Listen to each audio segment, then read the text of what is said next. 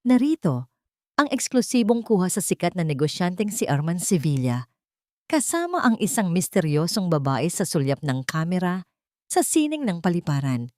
Kitang-kita sa video ang matamis nilang halik at mahigpit na yakap bago sila tuluyang pumasok sa loob. Ito na nga ba ang hudyat ng pagtatapos ng usap-usapan tungkol sa kanyang pagsasama sa asawang si Wilhelmina?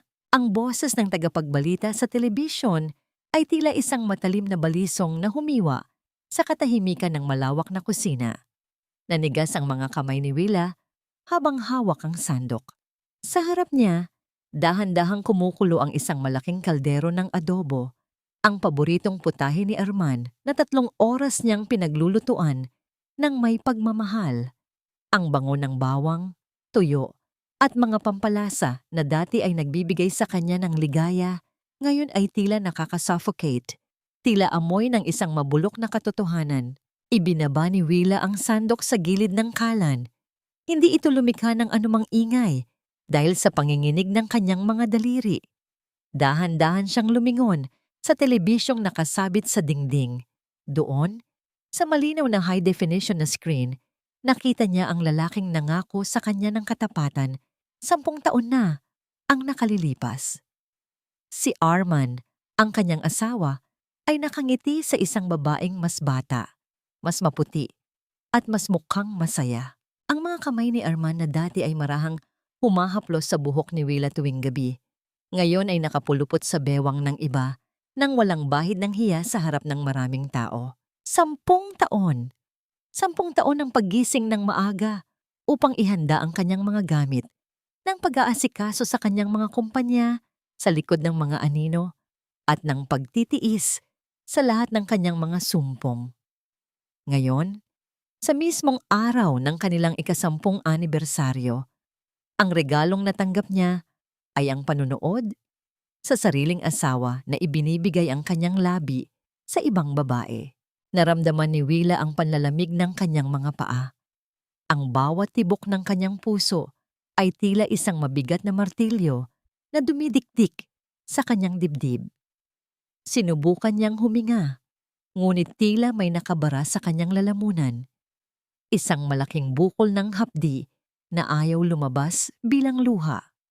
Ang kanyang paningin ay nagsimulang lumabo, hindi dahil sa luha, kundi dahil sa biglang pag-ikot ng mundo. Ang bawat detalye ng kusinang yon, mula sa mga mamahaling plato hanggang sa mga bulaklak na siya mismo ang nag-ayos para sa kanilang espesyal na hapunan, ay tila naging mga saksi sa kanyang pagkapahiya. Kinuha niya ang kanyang cellphone sa ibabaw ng counter. Sa isang panginginig na halos hindi na niya makontrol, tinawagan niya ang numero ni Arman. 1 ring, 2, 3. Sa bawat segundo ng paghihintay, tila may isang karayom na tumutusok sa kanyang kaluluwa. Sa wakas, sumagot ang kabilang linya. Hello, Willa? Bakit ka napatawag? I'm in the middle of a very important meeting right ngayon. Huwag mo muna akong i-disturb. Ang malamig at iritadong boses ni Arman ang bumungad sa kanya. Arman, nasaan ka? Halos pabulong ang boses ni Willa. Ang kanyang lalamunan ay tuyong-tuyo, tila lupang hindi na ulan ng ilang dekada. I told you, nasa office ako. Maraming kailangang ayusin para sa expansion ng company. Alam mo namang ginagawa ko ang lahat ng ito para sa atin, di ba? Sige na, I have to go. Bye! Bago pa man makasagot si Willa, naputol na ang linya. Ang tunog ng dulo ng tawag ay tila isang paulit-ulit na sampal sa kanyang pandinig. Para sa atin? Tanong ni Willa sa kanyang sarili sa gitna ng katahimikan. Ang atin ba na tinutukoy ni Arman ay ang babaeng kasama niya sa airport o ang asawang iniwan niya sa bahay upang maghintay sa isang hapunang hindi naman dadating? Hindi pa man nakaka-recover si Willa sa sakit, bumukas ng malakas ang pinto ng kusina. Pumasok si Doña Imelda, ang kanyang biyenan, na may dalang aura ng pagmamataas at pamilyar na pangungutya. Tiningnan ng matanda ang nakahandang hapunan at pagkatapos ay inilipat ang tingin sa namumutlang mukha ni Willa. Oh, nakita mo na pala sa balita. Sabi ng matanda sa tono na tila nag-uusap lang tungkol sa panahon. Walang bahid ng awa sa kanyang mga mata. Huwag mong gawing big deal yan, Wilhelmina. Arman is a man and men have needs. Kung hindi ka ba naman kasi napaka-dry at masyadong nakatutok sa trabaho, baka hindi siya naghahanap ng excitement sa iba. Lumapit ang matanda sa kalan at tiningnan ang nilulutong adobo ni Willa. And this? Adobo na naman? For 10 years? Ito na lang ba ang alam mong iluto? Kaya siguro nagsasawa ang anak ko sa'yo. Masyado kang ordinaryo para sa isang Sevilla. Ang bawat salita ni Doña Imelda ay tila mga patak ng asido na tumatagos sa balat ni Willa. Gustong sumigaw ni Willa. Gustong ilabas ang lahat ng galit na namumuo sa kanyang loob. Ngunit ang kanyang katawan ay nananatiling paralisado. Ang tanging nagawa niya ay ang mapahawak ng mahigpit sa gilid ng mesa hanggang sa mamuti ang kanyang mga buko-buko. Mag-ayos ka, Wilhelmina. Pagpapatuloy ng matanda habang naglalakad palabas. Ayokong makita kang ganyan kapag may mga bisita tayo. At tandaan mo, huwag kang gagawa ng kahit anong eksena na makakasira sa pangalan ng pamilya Sevilla. Ang pagiging asawa ay isang obligasyon, hindi lang puro damdamin. Naiwang mag-isa si Willa sa gitna ng malawak na kusina. Ang apoy sa ilalim ng kaldero ay unti-unting humihina, tila sumasalamin sa pagod na matagal na niyang kinikim-kim. Tumingin siya sa kanyang refleksyon sa makintab na gilid ng kaldero. Isang babaeng minsang puno ng pangarap, 10 taon na ang nakalilipas. Ngunit ngayon ay tila hindi na niya lubos na makilala. Sandali siyang napahinto, wari hinahanap ang dating sarili sa likod ng tahimik na imahe na nakatingin pabalik sa kanya. Hanggang kailan nga ba dapat maging martir para sa isang pangalang hindi naman sa kanya? Hanggang kailan mananatiling bulag ang isang pusong matagal nang dinudurog ng mga taong pinagkakatiwalaan niya? Sa gitna ng katahimikan, isang malamig na desisyon ang nagsimulang mabuo sa kaibuturan ng kanyang pagkatao. Ang Wilhelmina na nakilala nila bilang isang mapagtiis na asawa ay dahan-dahang naglalaho. At sa kanyang lugar, isang bago at mas matatag na babae ang pilit na kumakawala mula sa pagkakasyakal ng sakit. Ang tunog ng ulan na nagsisimulang pumatak sa bubong ay tila mga luha ng langit na nakikisama sa kanyang pighati. Ngunit para kay Willa, hindi na ito oras para umiyak. Ano nga ba ang halaga ng isang sumpang binitawan sa harap ng dambana kung ang tanging natitira na lamang ay ang amoy ng panis na pag-ibig at ang malamig na bangkay ng 10 taong pagsasama. Ang bawat patak ng ulan sa bintana ay tila mga daliring kumakatok sa salamin, nagpapaalala kay Willa na ang mundong binuo niya sa loob ng 10 taon ay tuluyan ng gumuho. Ngunit wala siyang oras upang damhin ang bawat piraso ng kanyang pagkawasak dahil ang tunog ng gulong ng sasakyan sa labas na humahagibis sa basang graba ay nagbabadya ng mas matinding unos. Hindi nagtagal, narinig niya ang pagpihit ng doorknob ng pangunahing pinto. Ang bawat yabag ng sapatos sa makintab na marmol ay tila mga pako na ibinabaon sa kanyang puso. Pumasok si Arman, ngunit hindi siya nag-iisa. Kasunod niya ang babaeng nakita ni Willa sa balita. Si Yana. Ang babae ay nakasuot ng isang kulay, pulang silk dress na tila sumisigaw ng tagumpay sa gitna ng kapighatian ni Willa. Willa, nandito ka pala, sabi ni Arman nang makita ang asawa sa sala. Walang bakas ng pagsisisi sa kanyang mukha, walang bahid ng hiya. Ang kanyang boses ay kaswal, tila ba dinala niya lamang ang isang kaibigan para sa merienda. This is Yana. She's the new marketing consultant for the expansion project. Masyado siyang naging instrumental sa huling deal natin, kaya inimbitahan ko siya rito para pag-usapan ang susunod na steps. Tumingin si Yana kay Willa at isang mapait na ngiti ang sumilay sa kanyang mga labi. Nice to finally meet you, Mrs. Sevilla. I've heard so much about you, mostly about how dedicated you are to the house, ang sabi ni Yana. na may diin sa salitang dedicated na tila ba ang ibig sabihin ay katulong. Hindi nakasagot si Willa. Ang kanyang tingin ay napako sa leeg ni Yana. Doon, nakasabit ang isang gintong kwintas na may pendant na hugis puso. Ang kwintas na iyon ang huling regalo ng ama ni Willa bago ito pumanaw. Iyon ang kwintas na kinuha ni Arman sa kanyang vault noong nakaraang buwan sa dahilang ipapalinis daw ito. Ang bawat hibla ng ginto sa leeg ng ibang babae ay tila isang mahigpit na sakal sa lalamunan ni Willa. Willa, don't just stand there. Muling pagsasalita ni Arman. Ang tono ay puno ng pagkairita. Nasaan ang manners mo? Magpahanda ka ng kape para kay Yana. Galing kami sa mahabang flight at marami pa kaming kailangang tapusin na paperwork. Eksakto namang pababa ng hagdan si Doña Imelda.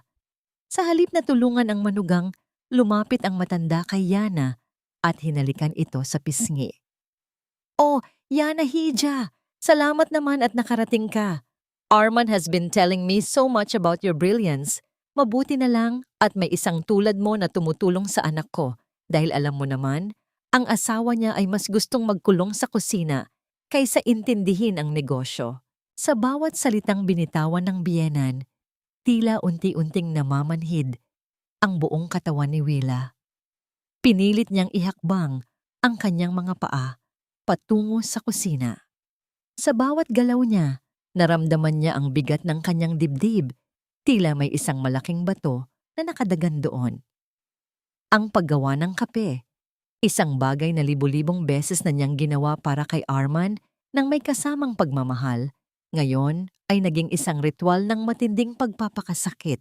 Habang hinihintay ang pag-init ng tubig, narinig ni Willa ang tawanan ni Arman, Yana at Doña Imelda mula sa kabilang silid. Ang bawat halakhak ay tila isang lason na dahan-dahang kumakalat sa kanyang mga ugat. Sa kanyang isip, muling naglaro ang imahe ni Arman at Yana sa airport. Ang sakit ay hindi na lamang emosyonal.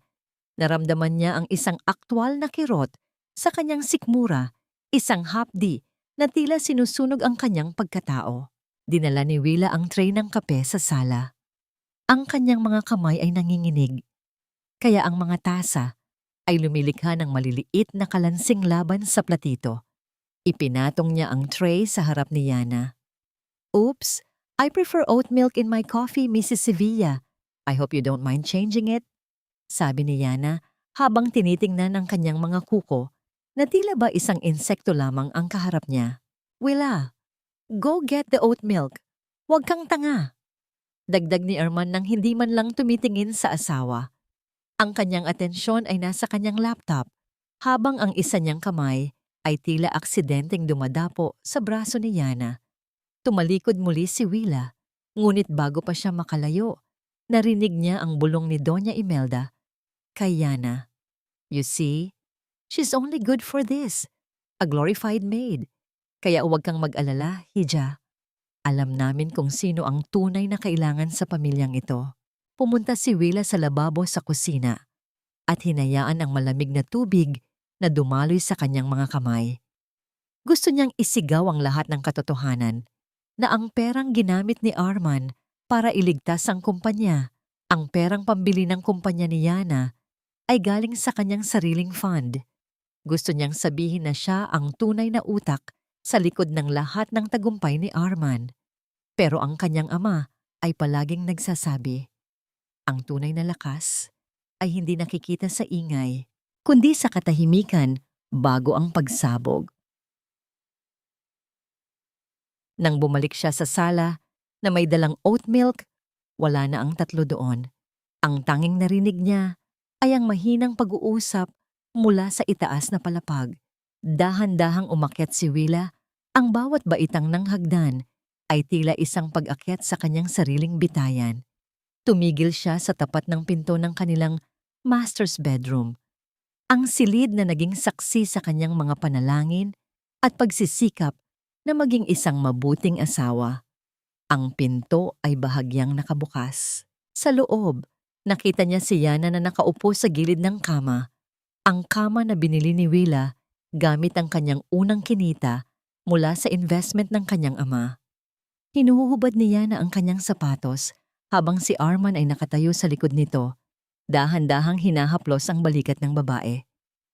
I love the scent of this room, Arman. It's so expensive. Sigurado ka bang okay lang na dito ako magstay tonight? What about your wife? Tanong ni Yana sa malanding tono. Lumingon si Arman at malamig na tumingin sa direksyon ng pinto. Tila alam niyang nandoon si Willa na nakikinig. Don't worry about her. She knows her place. Bukas na bukas din, ililipat natin ang mga gamit niya sa guest room sa ibaba. This room belongs to someone who actually knows how to appreciate me. Nanigas ang buong mundo ni Willa nang makita niyang pumasok si Yana sa loob ng walk-in closet at kinuha ang isa sa mga sutla niyang nightgown. Pagkatapos ay hinarap ang pinto at dahan-dahang isinara ito sa harap ng mukha ni Willa. Willa, tigilan mo na ang pag-arte na parang ikaw ang biktima rito. Kung naging sapat ka lang sanang asawa, hindi kailangang mangyari ang lahat ng ito. Ang isang lalaki ay tila isang ibon. Lilipad at lilipad iyan kung masyadong masikip at nakakasakal ang hawla. Ang mga salita ni Arman ay tila mga lason na dahan-dahang pumatak sa sugatang kaluluwa ni Willa habang hilahila niya ang isang mabigat na maleta pababa ng hagdan.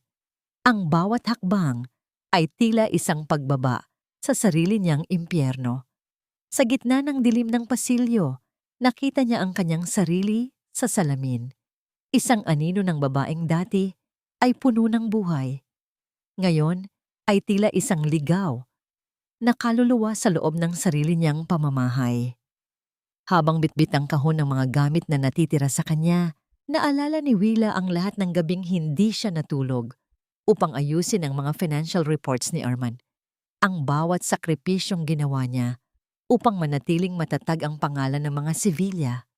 At ngayon, ang kabayaran sa lahat ng iyon ay ang pagpapatapon sa kanya sa isang maliit na guest room sa ibaba, na tila ba isa siyang basahan na itinabi matapos gamitin. Ipinasok ni Willa ang kanyang mga gamit sa maliit na silid na malapit sa kusina.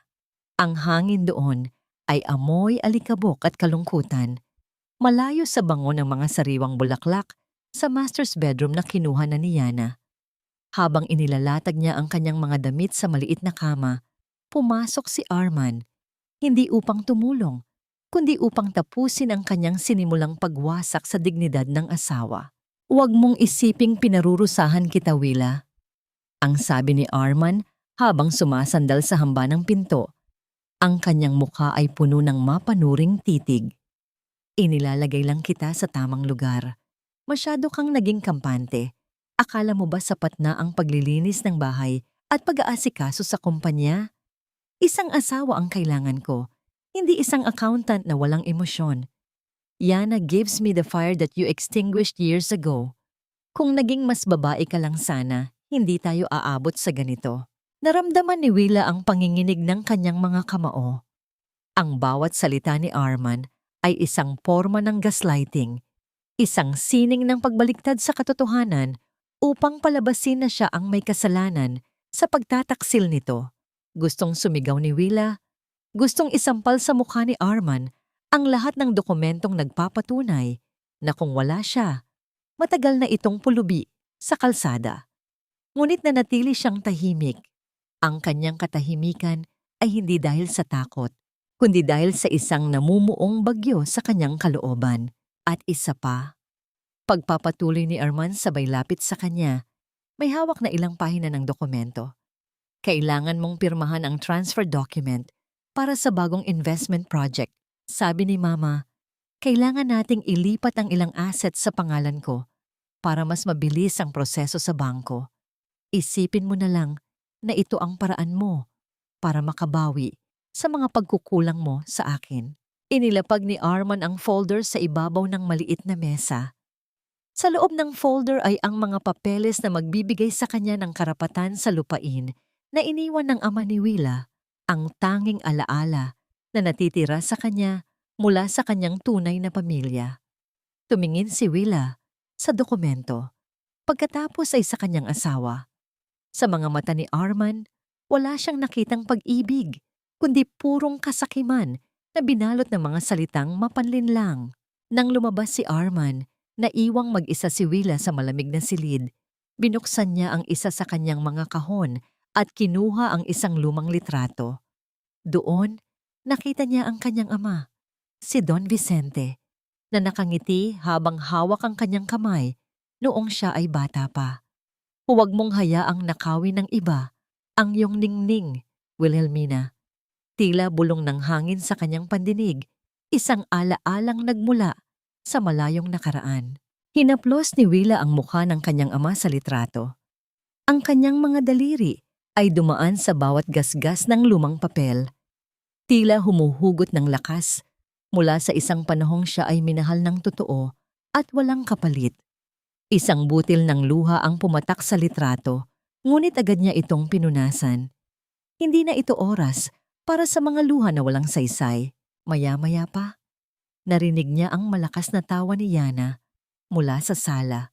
Kasunod ang boses ni Doña Imelda na tila nagpaplano na para sa susunod na party. Ang tunog ng kanilang kaligayahan ay tila isang malupit na paalala na sa loob ng bahay na yon, siya na ang itinuturing na estranghero. Kinuha ni Willa ang panulat na iniwan ni Arman sa ibabaw ng mesa.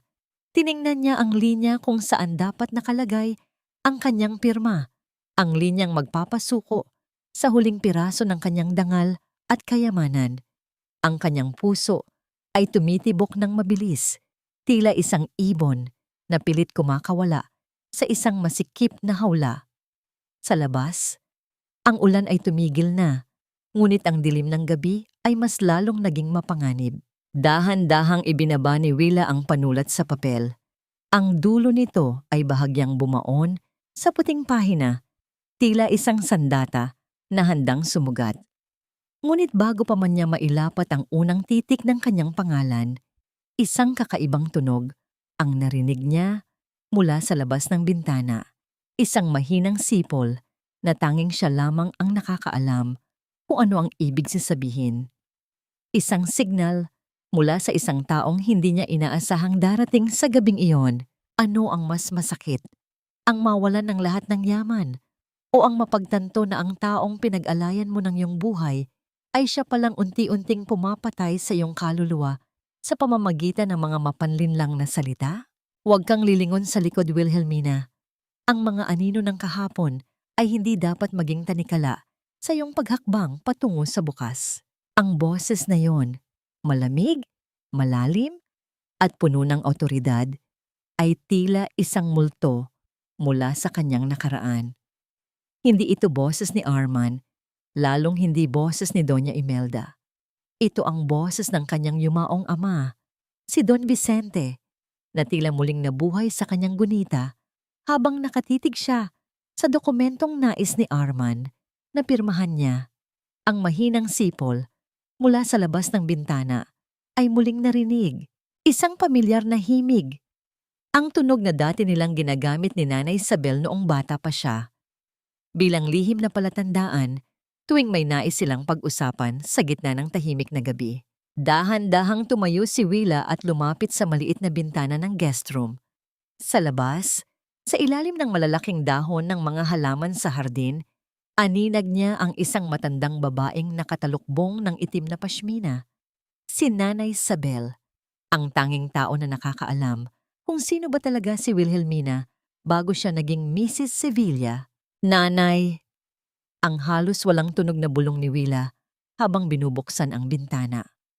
Ang amoy ng basang lupa at ang malamig na simoy ng hangin ay pumasok sa loob ng silid, tila nagdadala ng mensahe ng kaligtasan. Anak, naririto ako, ang sabi ni Nanay Isabel.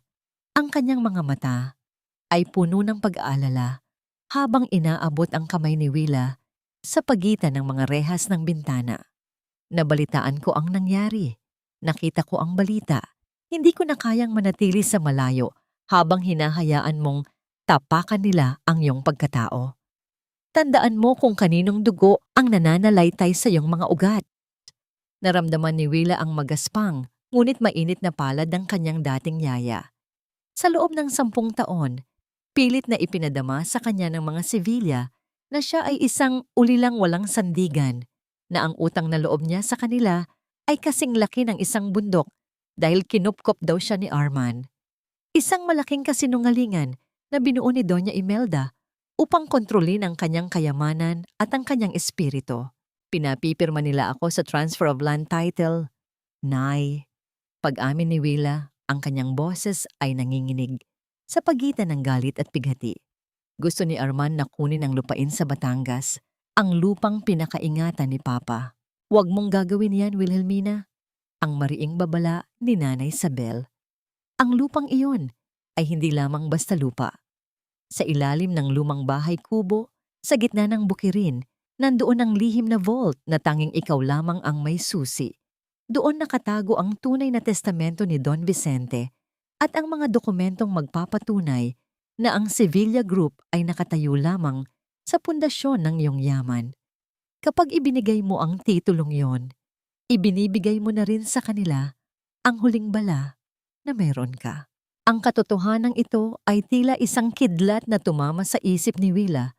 Ang kanyang ama ay hindi namatay na mahirap. Ang lahat ng karangyaan na tinatamasa ngayon ni Arman, ang mga sasakyan, ang mansyong ito, ang prestihiyo sa mundo ng negosyo, ay nagmula sa lihim na pondo na ipinagkatiwala sa mga Sevilla upang pangalagaan si Willa. Ngunit sa halip na pangalagaan, ginawa siyang bihag ng sarili niyang kayamanan. Narito ang mga legal na papeles mula kay Attorney Santos, sabi ni Nanay Isabel sabay abot ng isang maliit na envelope na balot ng plastic upang hindi mabasa ng ulan. Matagal ka na niyang hinihintay, anak. Isang tawag mo lang at guguho ang lahat ng kasinungalingang itinayo ni na Doña Imelda. Ngunit kailangan mong maging matatag. Kailangan mong magpanggap hanggang sa huling sandali. Nang makaalis si Nanay Isabel sa gitna ng kadiliman, naiwan si Willa na hawak ang envelope sa kanyang dibdib. Ang bawat tibok ng kanyang puso ay hindi na tibok ng takot, kundi ng isang determinasyong ngayon lamang niya naramdaman sa loob ng isang dekada. Ibinalik niya ang tingin sa dokumentong iniwan ni Arman sa mesa. Biglang bumukas ang pinto. Pumasok si Arman, amoy alak, at may bakas ng lipstick sa kanyang leeg. Lipstick na alam ni Willa na hindi sa kanya. Ang kanyang mga mata ay nanlilisik habang nakatingin sa asawa. Bakit hindi ka pa pumipirma? Ang asik ni Arman habang lumalapit kay Willa. Masyado ka bang nag-iisip? O baka naman nakikipag-ugnayan ka na naman sa mga kung sino-sino sa labas? Nag-iisip lang ako, Arman. Ang mahinahon ngunit malamig na sagot ni Willa. Ang kanyang mga mata ay diretso sa asawa. Walang kahit anong kaba. Gusto ko lang siguraduhin na kung pipirmahan ko ito, matutupad ang lahat ng pangako mo, na hindi mo na ako itatago rito sa guest room, na ititigil mo na ang panloloko mo sa akin. Humagalpak ng tawa si Arman, isang tawang puno ng pangungutya na umalingaw-ngaw sa apat na sulok ng maliit na silid. Willa, hanggang ngayon ba ay naniniwala ka pa rin sa mga fairy tale? Ang pag-ibig ay para lamang sa mga mahihina. Ang kailangan ko ngayon ay ang iyong pirma.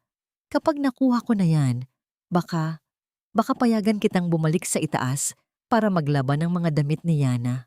Sa puntong yon, isang bagay ang namatay sa loob ni Willa.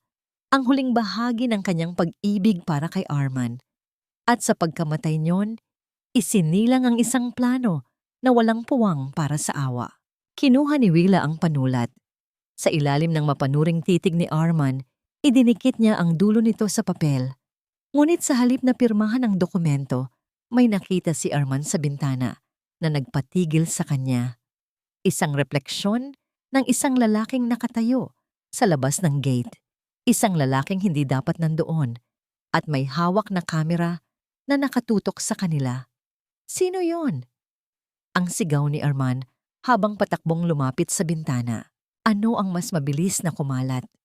Ang apoy ng galit sa puso ng isang babaeng niloko o ang mga lihim na larawang nakuhanan sa gitna ng kadiliman ng gabi? Wala kang kwenta, Wilhelmina. Maging ang simpleng seguridad ng bahay na ito ay hindi mo mabantayan. Ano pa ba ang silbi mo rito kung pati ang mga taong umaaligid sa gate natin ay hindi mo mapapaalis? Ang boses ni Doña Imelda ay tila isang matalim na hagupit na gumising kay Willa kinaumagahan. Habang ang matanda ay nakatayo sa gitna ng sala, hawak ang isang baso ng mainit na tsa, ang kanyang mga mata ay nanlilisik sa galit. Kagabi, matapos makita ni Arman ang refleksyon ng isang tao sa labas, naging praning ang buong bahay. Sa halip na hanapin ang tunay na dahilan, si Willa na naman ang naging sandalan ng kanilang lahat ng sisi. Tahimik na nagpatuloy si Willa sa pagpupunas ng mga mamahaling vase sa sala. Ang bawat hagod ng basahan ay tila isang paglilinis din sa kanyang isipan. Sa loob ng kanyang bulsa, nararamdaman niya ang bigat ng envelope na ibinigay ni Nanay Isabel kagabi. Ito ang kanyang lihim na sandata, ang kanyang tanging pag-asa sa gitna ng mundong puno ng kasinungalingan. Pasensya na po, Mama. Hindi ko po napansin ang tao sa labas dahil abala ako sa pag-aayos ng mga gamit ko sa guest room. Ang mahinahong sagot ni Willa, bagaman sa loob niya ay may namumuong puot. Guest room? Bagay ka lang doon. Singit ni Yana na pababa ng hagdan. Suot ang isa sa mga sutlang robe ni Willa na kinuha niya ng walang paalam. Ang kanyang buhok ay gulo-gulo pa at ang kanyang mukha ay may bakas ng tagumpay. Pero alam mo, Mrs. Sevilla, mas mabuting masanay ka na sa dilim dahil ang mga tulad mong tuyot at hindi man lang makapagbigay ng tagapagmana kay Arman ay wala talagang puwang sa liwanag. Napatigil si Willa sa kanyang ginagawa. Ang insulto ni Yana tungkol sa hindi niya pagkakaroon ng anak ay tila isang kutsilyong bumaon sa kanyang pinakamalalim na sugat. Sa loob ng 10 taon, uminom siya ng lahat ng klaseng gamot, sumailalim sa lahat ng pagsusuri at nanalangin gabi-gabi. Ngunit ngayon lamang niya napagtanto mula sa mga dokumentong nabasa niya sa envelope ni Nanay Isabel na hindi siya ang may problema. Si Arman ang may lihim na kondisyong medikal na itinago nito sa kanya sa tulong ni Doña Imelda upang siya ang laging magmukhang may kulang. Bakit ka natahimik? Pangungutya ni Yana habang lumalapit sa hapagkainan. Masakit ba ang katotohanan na kahit gaano ka pa magpakamartir, hinding-hindi mo mapupunan ang pangangailangan ni Arman para sa isang tunay na pamilya? Don't worry. I'll take care of that for you. I'll give him the heir you could never produce. Naramdaman ni Willa ang panginginig ng kanyang mga kamay. Ngunit sa pagkakataong ito, hindi ito dahil sa takot. Ito ay dahil sa matinding pagpipigil na huwag ihampas ang hawak niyang vase sa mukha ng babaeng nasa harap niya. Huminga siya ng malalim. Hindi pa ito ang oras, bulong niya sa sarili. Kailangang mas masakit ang pagbagsak nila. Sana nga, Yana. Ang tanging nasabi ni Willa. Ang kanyang boses ay walang anumang emosyon. Sana nga ay maibigay mo sa kanya ang lahat ng hinahanap niya. Lumabas si Arman mula sa library. May dalang mga dokumento at tila walang tulog. Ang kanyang mukha ay puno ng tensyon. Simula nang makita niya ang kumuha ng litrato kagabi, tila naging mailap siya. Willa, ihanda mo ang sasakyan. May pupuntahan tayong lawyer mamaya. Ang utos ni Arman nang hindi man lang tumitingin sa asawa. At pirmahan mo na yung papers na ibinigay ko sa'yo kagabi. Huwag mo na kaming paghintayin. Nasa guest room na ang mga papeles, Arman. Pipirmahan ko na mamaya pagkatapos kong maglinis. Pagsisinungaling ni Willa. Ang totoo, ang mga papeles na yon ay napalitan na niya ng mga kopya na walang legal na halaga. Salamat sa mabilis na kilos ni Attorney Santos. Habang abala ang lahat sa pagkain, palihim na pumasok si Willa sa library ni Arman. Kailangan niyang makita kung ano ang itinatago nito sa loob ng kanyang safe. Gamit ang kombinasyong nakuha niya mula sa mga lumang sulat ng kanyang ama, dahan-dahan niyang pinihit ang dial ng vault. Sa bawat tunog ng mekanismo sa loob, tila tumitibok din ng mabilis ang kanyang puso. Nang bumukas ang pinto ng safe, hindi pera o alahas ang bumungad sa kanya, kundi ang isang folder na may tatak ng kumpanya ng kanyang ama, ang Vicente Investments. Sa loob nito, nakita niya ang orihinal na testamento na matagal nang idineklarang nawawala. Nakita niya ang mga pirma na halatang pineke ni Arman upang mailipat ang lahat ng shares ng kumpanya sa ilalim ng pangalan ng mga Sevilla. Ngunit ang mas nakakapanghina ng tuhod ay ang isang sulat na naka-attach sa dulo. Isang kasunduan sa pagitan ni na Doña Imelda at isang hindi kilalang tao tungkol sa pagkawala ng kanyang ama sa isang aksidente 10 taon na ang nakalilipas. Narinig ni Willa ang yabag ng sapatos ni Arman na papalapit sa library. Mabilis niyang isinara ang safe at nagkunwaring nagpupunas ng mga libro sa istante. Ang kanyang puso ay tila gustong tumalon palabas ng kanyang dibdib at ang kanyang hininga ay naging mababaw at mabilis. Pumasok si Arman at tinitigan si Willa nang may pagdududa. "Anong ginagawa mo rito?" Sabi ko, "Maglinis ka sa sala." "Hindi rito." "Dito po ako nagsimula, Arman. Masyado na kasing maalikabok ang mga libro mo." Ang sagot ni Willa, pilit na pinapakalma ang kanyang boses. Lumapit si Arman kay Willa at hinawakan ang kanyang panga ng mahigpit. Itiningala ang kanyang mukha upang magtama ang kanilang mga mata. "Tandaan mo, Willa, ikaw ay asawa ko lang sa papel. Ang lahat ng meron ka, ang pangalang Sevilla na dinadala mo, ay utang mo sa amin. Huwag na huwag kang magkakamaling gumawa ng kahit anong bagay na pagsisisihan mo." Binitiwan ni Arman ang kanyang panga ng may puwersa dahilan upang mapaatras si Willa. Habang pinapanood ni Willa ang pag-alis ng kanyang asawa, naramdaman niya ang isang malamig na determinasyon. Ang bawat pangungutya, ang bawat gaslighting, at ang bawat pananakit ay naging gasolina sa apoy ng kanyang paghihiganti. Ano ang mas matindi? Ang pait ng katotohanan na ang pamilyang itinuring mong sayo ay sila palang pumatay sa taong pinakamahal mo, o ang tamis ng sandaling malalaman nilang ang lahat ng hawak nila ay buhangin lamang na dahan-dahang nauubos sa kanilang mga kamay? Sa hapagkainang ito, ako ang nagluto, ako ang nag-ayos, pero ako ang tanging walang upuan. Ang bawat butil ng kanin na isinusubo ni Willa sa loob ng madilim na kusina ay tila may kasamang bubog na sumusugat sa kanyang lalamunan. Habang siya ay nakaupo sa isang maliit na bangko sa sulok, malayo sa marangyang dining table, naririnig niya ang tunog ng mga mamahaling kubyertos na tumatama sa mga porselanang plato. Mga platong siya mismo ang bumili. Ang halimuyak ng niluto niyang roast beef ay umaabot hanggang sa kanyang kinaroroonan. Ngunit ang tanging nasa harap niya ay ang mga tira-tirang bahagi ng karne na hindi na isinilbi sa mga bisita. Sa kabilang silid, ang tawanan ni na Arman, Yana at Doña Imelda ay tila isang malupit na simponya. Nakita ni Willa mula sa siwang ng pinto kung paano umupo si Yana sa upuang nakalaan para sa kanya sa loob ng 10 taon, ang upuan sa tabi ni Arman.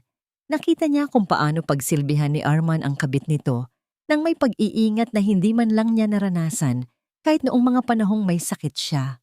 "This beef is so tender, Arman. Your cook is really good." Wika ni Yana na may halong pangungutya sa boses. "Huwag mong tawaging cook ang asawa ko, Yana." Sagot ni Arman. Ngunit bago pa man makaramdam ng kaunting pag-asa si Willa, itinuloy nito ang pangungusap. Mas bagay sa kanya ang tawaging Head of Domestic Services. Iyan lang naman ang alam niyang gawin ng maayos. Humagalpak ng tawa si Doña Imelda. "Hayaan mo na, Hija. Sa susunod, kukuha tayo ng tunay na chef para hindi na natin kailangang tiisin ang presensya ng isang taong kasing boring ng niluluto niya." Speaking of which, nagpalinis na ako sa mga katulong kanina.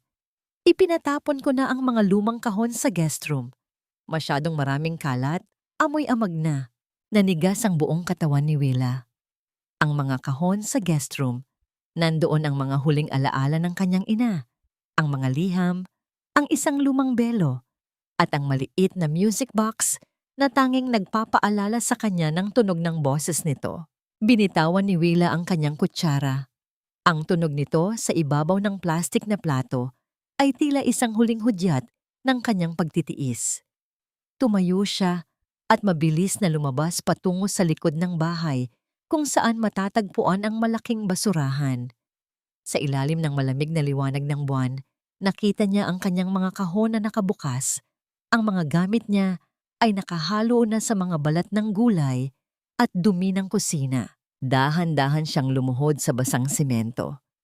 Ang kanyang mga kamay ay pumatak sa tumpok ng basura hanggang sa mahawakan niya ang music box ng kanyang ina. Basag na ang gilid nito. Ang bawat gasgas sa kahoy ay tila isang latay sa kanyang sariling balat. Sa sandaling iyon, ang huling hibla ng kanyang pagtitimpi ay tuluyan ng naputol. Walang luhang lumabas sa kanyang mga mata, kundi isang tuyong hapdi na mas matindi pa sa anumang sugat. Pinunasan ni Willa ang dumi sa music box gamit ang dulo ng kanyang damit. Ito ang kanyang golden moment. Ang sandali ng matinding pagkawasak na naging mitya ng kanyang muling pagsilang. Niyakap niya ang maliit na kahon sa kanyang dibdib. Ang kanyang hininga ay naging mabigat at puno ng determinasyon. Bumalik siya sa loob ng bahay, dumaan sa sala kung saan nagkakape na ang tatlo. Hindi siya tumingin sa kanila, ngunit sapat na ang kanyang presensya upang panandali ang tumahimik ang paligid. Ang kanyang mukha ay tila isang maskara ng yelo, walang galit, walang sakit, kundi isang nakakabinging katahimikan. Saan ka galing, Willa? At bakit ang dumi ng damit mo? Tanong ni Arman na may bakas ng pandidiri. Hindi sumagot si Willa. Tuloy-tuloy siyang pumasok sa guest room at isinara ang pinto. Inilabas niya ang kanyang cellphone mula sa ilalim ng unan. Ang liwanag ng screen ay tila isang tanglaw sa gitna ng kadiliman ng kanyang silid. Hinanap niya ang numero ni Attorney Santos. Ang kanyang mga daliri ay hindi na nanginginig. Sa bawat pagpindot niya sa screen, tila inililibing na niya ang 10 taon ng kanyang pagiging martir. Attorney Santos, ang sabi ni Willa nang sumagot ang kabilang linya. Ang kanyang boses ay malamig, malalim, at may otoridad na hindi kailanman narinig ni na Arman. Handa na ako. Ibigay mo na ang signal sa bangko at sa SEC. Gusto ko, bukas na bukas din, malaman ng buong mundo kung sino ang tunay na may-ari ng bawat hibla ng Sevilla Group. Sigurado ka na ba, Wilhelmina? Tanong ng matandang abogado sa kabilang linya. Kapag ginawa natin ito, wala nang balikan. Mawawasak ang lahat ng itinayo ni Armand. Isang mapait na ngiti ang sumilay sa mga labi ni Willa habang tinitingnan ang basag na music box ng kanyang ina. Hindi ko winawasak ang sa kanila, attorney. Binabawi ko lang ang sa akin. Simulan na natin ang katapusan nila. Ano ang mas nakakatakot? Ang sigaw ng isang taong nagagalit o ang katahimikan ng isang babaeng wala nang ititira sa mga taong kumuha ng lahat sa kanya? Opo. Mama, tama po kayo. Gagawin ko ang lahat ng gusto nyo para lang manatili ang katahimikan sa bahay na ito. Ang mga salitang iyon ay lumabas sa mga labi ni Willa na tila isang matamis na honey, ngunit sa loob ng kanyang puso, ito ay kasing pait ng apdo. Habang nakaluhod siya sa sahig ng sala, maingat na pinapakintab ang sapatos ni Arman, nakita niya ang refleksyon ng sarili niyang mga mata sa balat ng sapatos. Hindi na ito ang mga mata ng isang talunang asawa. Ito ang mga mata ng isang mangangaso na matiyagang naghihintay sa tamang sandali upang sumunggab.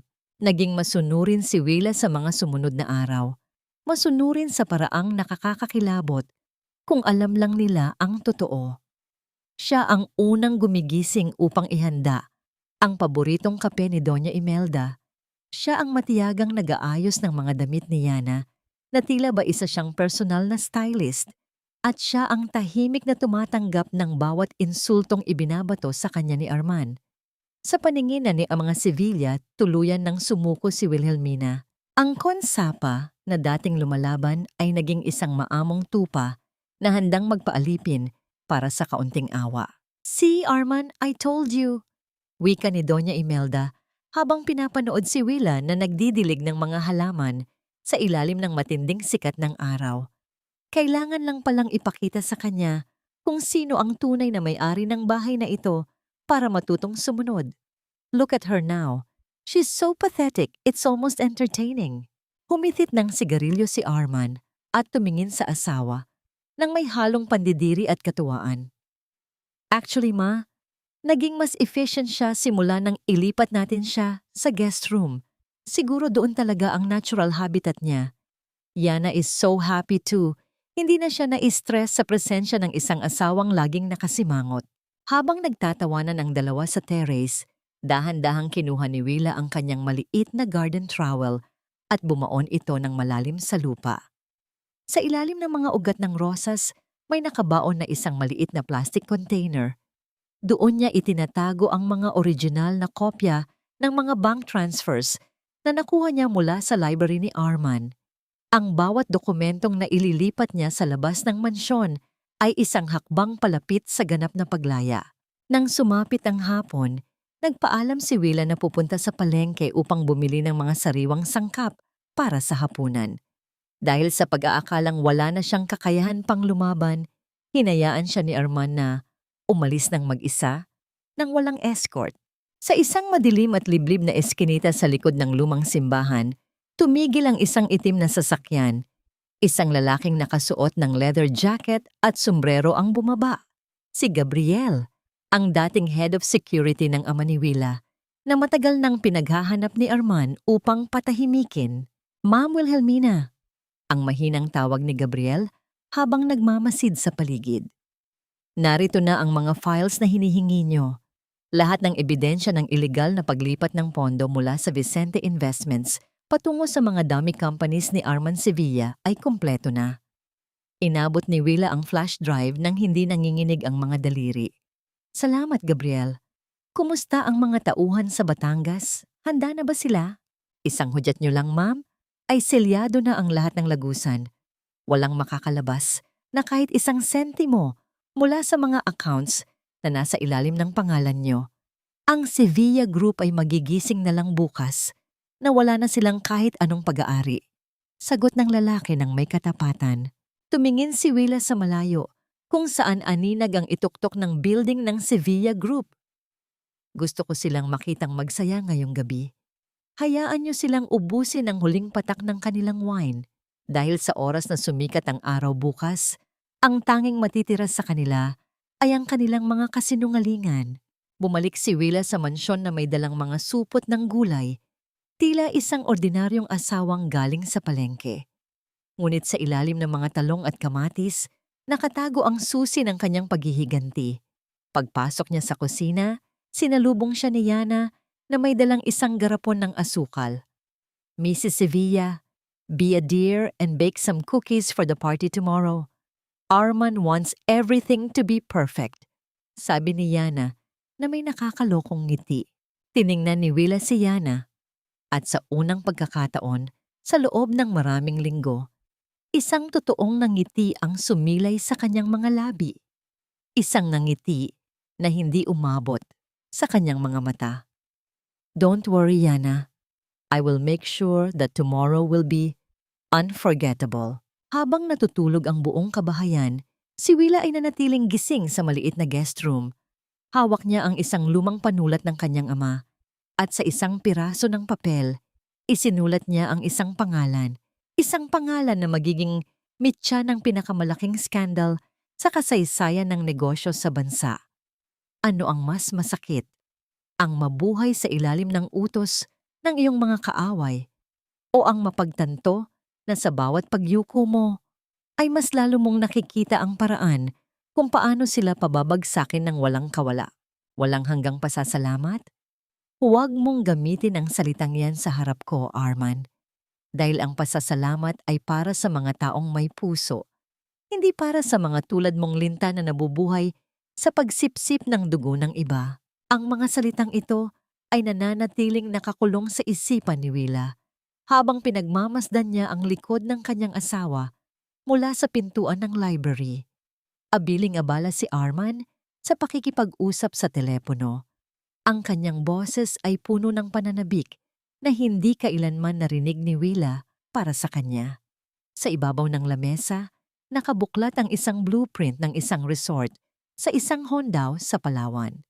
Isang paraiso na ayon sa dokumento ay ipapangalan kay Yana bilang anniversary gift. Naramdaman ni Willa ang paglamig ng kanyang mga dulo ng daliri. Ang perang gagamitin sa pambili ng isla ay nagmula sa Vicente Fund, ang pondong inilaan ng kanyang ama para sa mga outreach programs at orphanage na matagal nang itinataguyod ng kanilang pamilya. Ang perang dapat ay para sa mga batang walang makain ay gagamitin ni Arman upang bumili ng katahimikan at kaligayahan ng kanyang kabit. Yes, attorney. I transfer mo na ang initial payment. Don't worry, my wife already signed the authority papers. She doesn't even know what she's signing. Akala niya para sa expansion ng charity niya. Ang wika ni Arman, kasunod ang isang mapanuyang halakhak. Dahan-dahang umatras si Willa bago pa siya makita ng asawa. Ang kanyang puso ay tila isang basag na banga na unti-unting nauubusan ng tubig. Ang bawat sakripisyo niya, ang bawat pagtitiis sa 10 taon ay itinuring lamang ni Arman na isang paraan upang mapadali ang kanyang mga nakaw na yaman. Sa pasilyo, hinarang siya ni Doña Imelda. Ang matanda ay may hawak na rosaryo. Ang kanyang mukha ay tila isang banal na imahe, ngunit ang kanyang mga salita ay puno ng kamandag. Wilhelmina, narinig ko ang tungkol sa hondao. Huwag kang maging madamot. Ang lalaki, kailangan ng malawak na espasyo para makahinga. Isipin mo na lang na ito ay bahagi ng iyong pinansya para sa mga pagkukulang mo bilang asawa. Ang Diyos ay nagmamahal sa mga mapagpatawad at mapagbigay. Tinitigan ni Willa ang kanyang biyenan. Pinansya po, Mama. Ang pagnanakaw po ba sa mga ulila ay bahagi na rin ng inyong debosyon? Isang mabilis na sampal ang dumapo sa pisngi ni Willa. Hindi ito malakas, ngunit ang hapdi nito ay tumagos hanggang sa kanyang kaluluwa. Wala kang karapatang kwestiyonin ang moralidad ko. Ang asik ni Doña Imelda. Ang boses ay tila isang nagngangalit na ahas. Ang pamilyang Sevilla ang nagbigay sa iyo ng dangal ng mamatayang ama mo. Kung hindi dahil sa amin, isa ka lang pulubi sa kalsada. Matuto kang tumanaw ng utang na loob dahil ang utang na loob ay hindi nababayaran ng pera, kundi ng katapatan hanggang kamatayan. Tumalikod ang matanda at naglakad palayo. Ang tunog ng kanyang mga yabag ay tila isang ritual ng pagpaparusa. Naiwan si Willa na hawak ang kanyang pisngi. Ang sakit ng sampal ay mabilis na naglaho, ngunit ang apoy ng determinasyon sa kanyang loob ay mas lalong nag-alab. Eksakto namang tumunog ang doorbell ng mansyon. Dahil ang mga katulong ay abala sa paghahanda para sa party bukas, si Willa na mismo ang nagbukas ng pinto. Isang courier ang nakatayo doon. May hawak na isang itim na sobre na walang pangalan ng sender.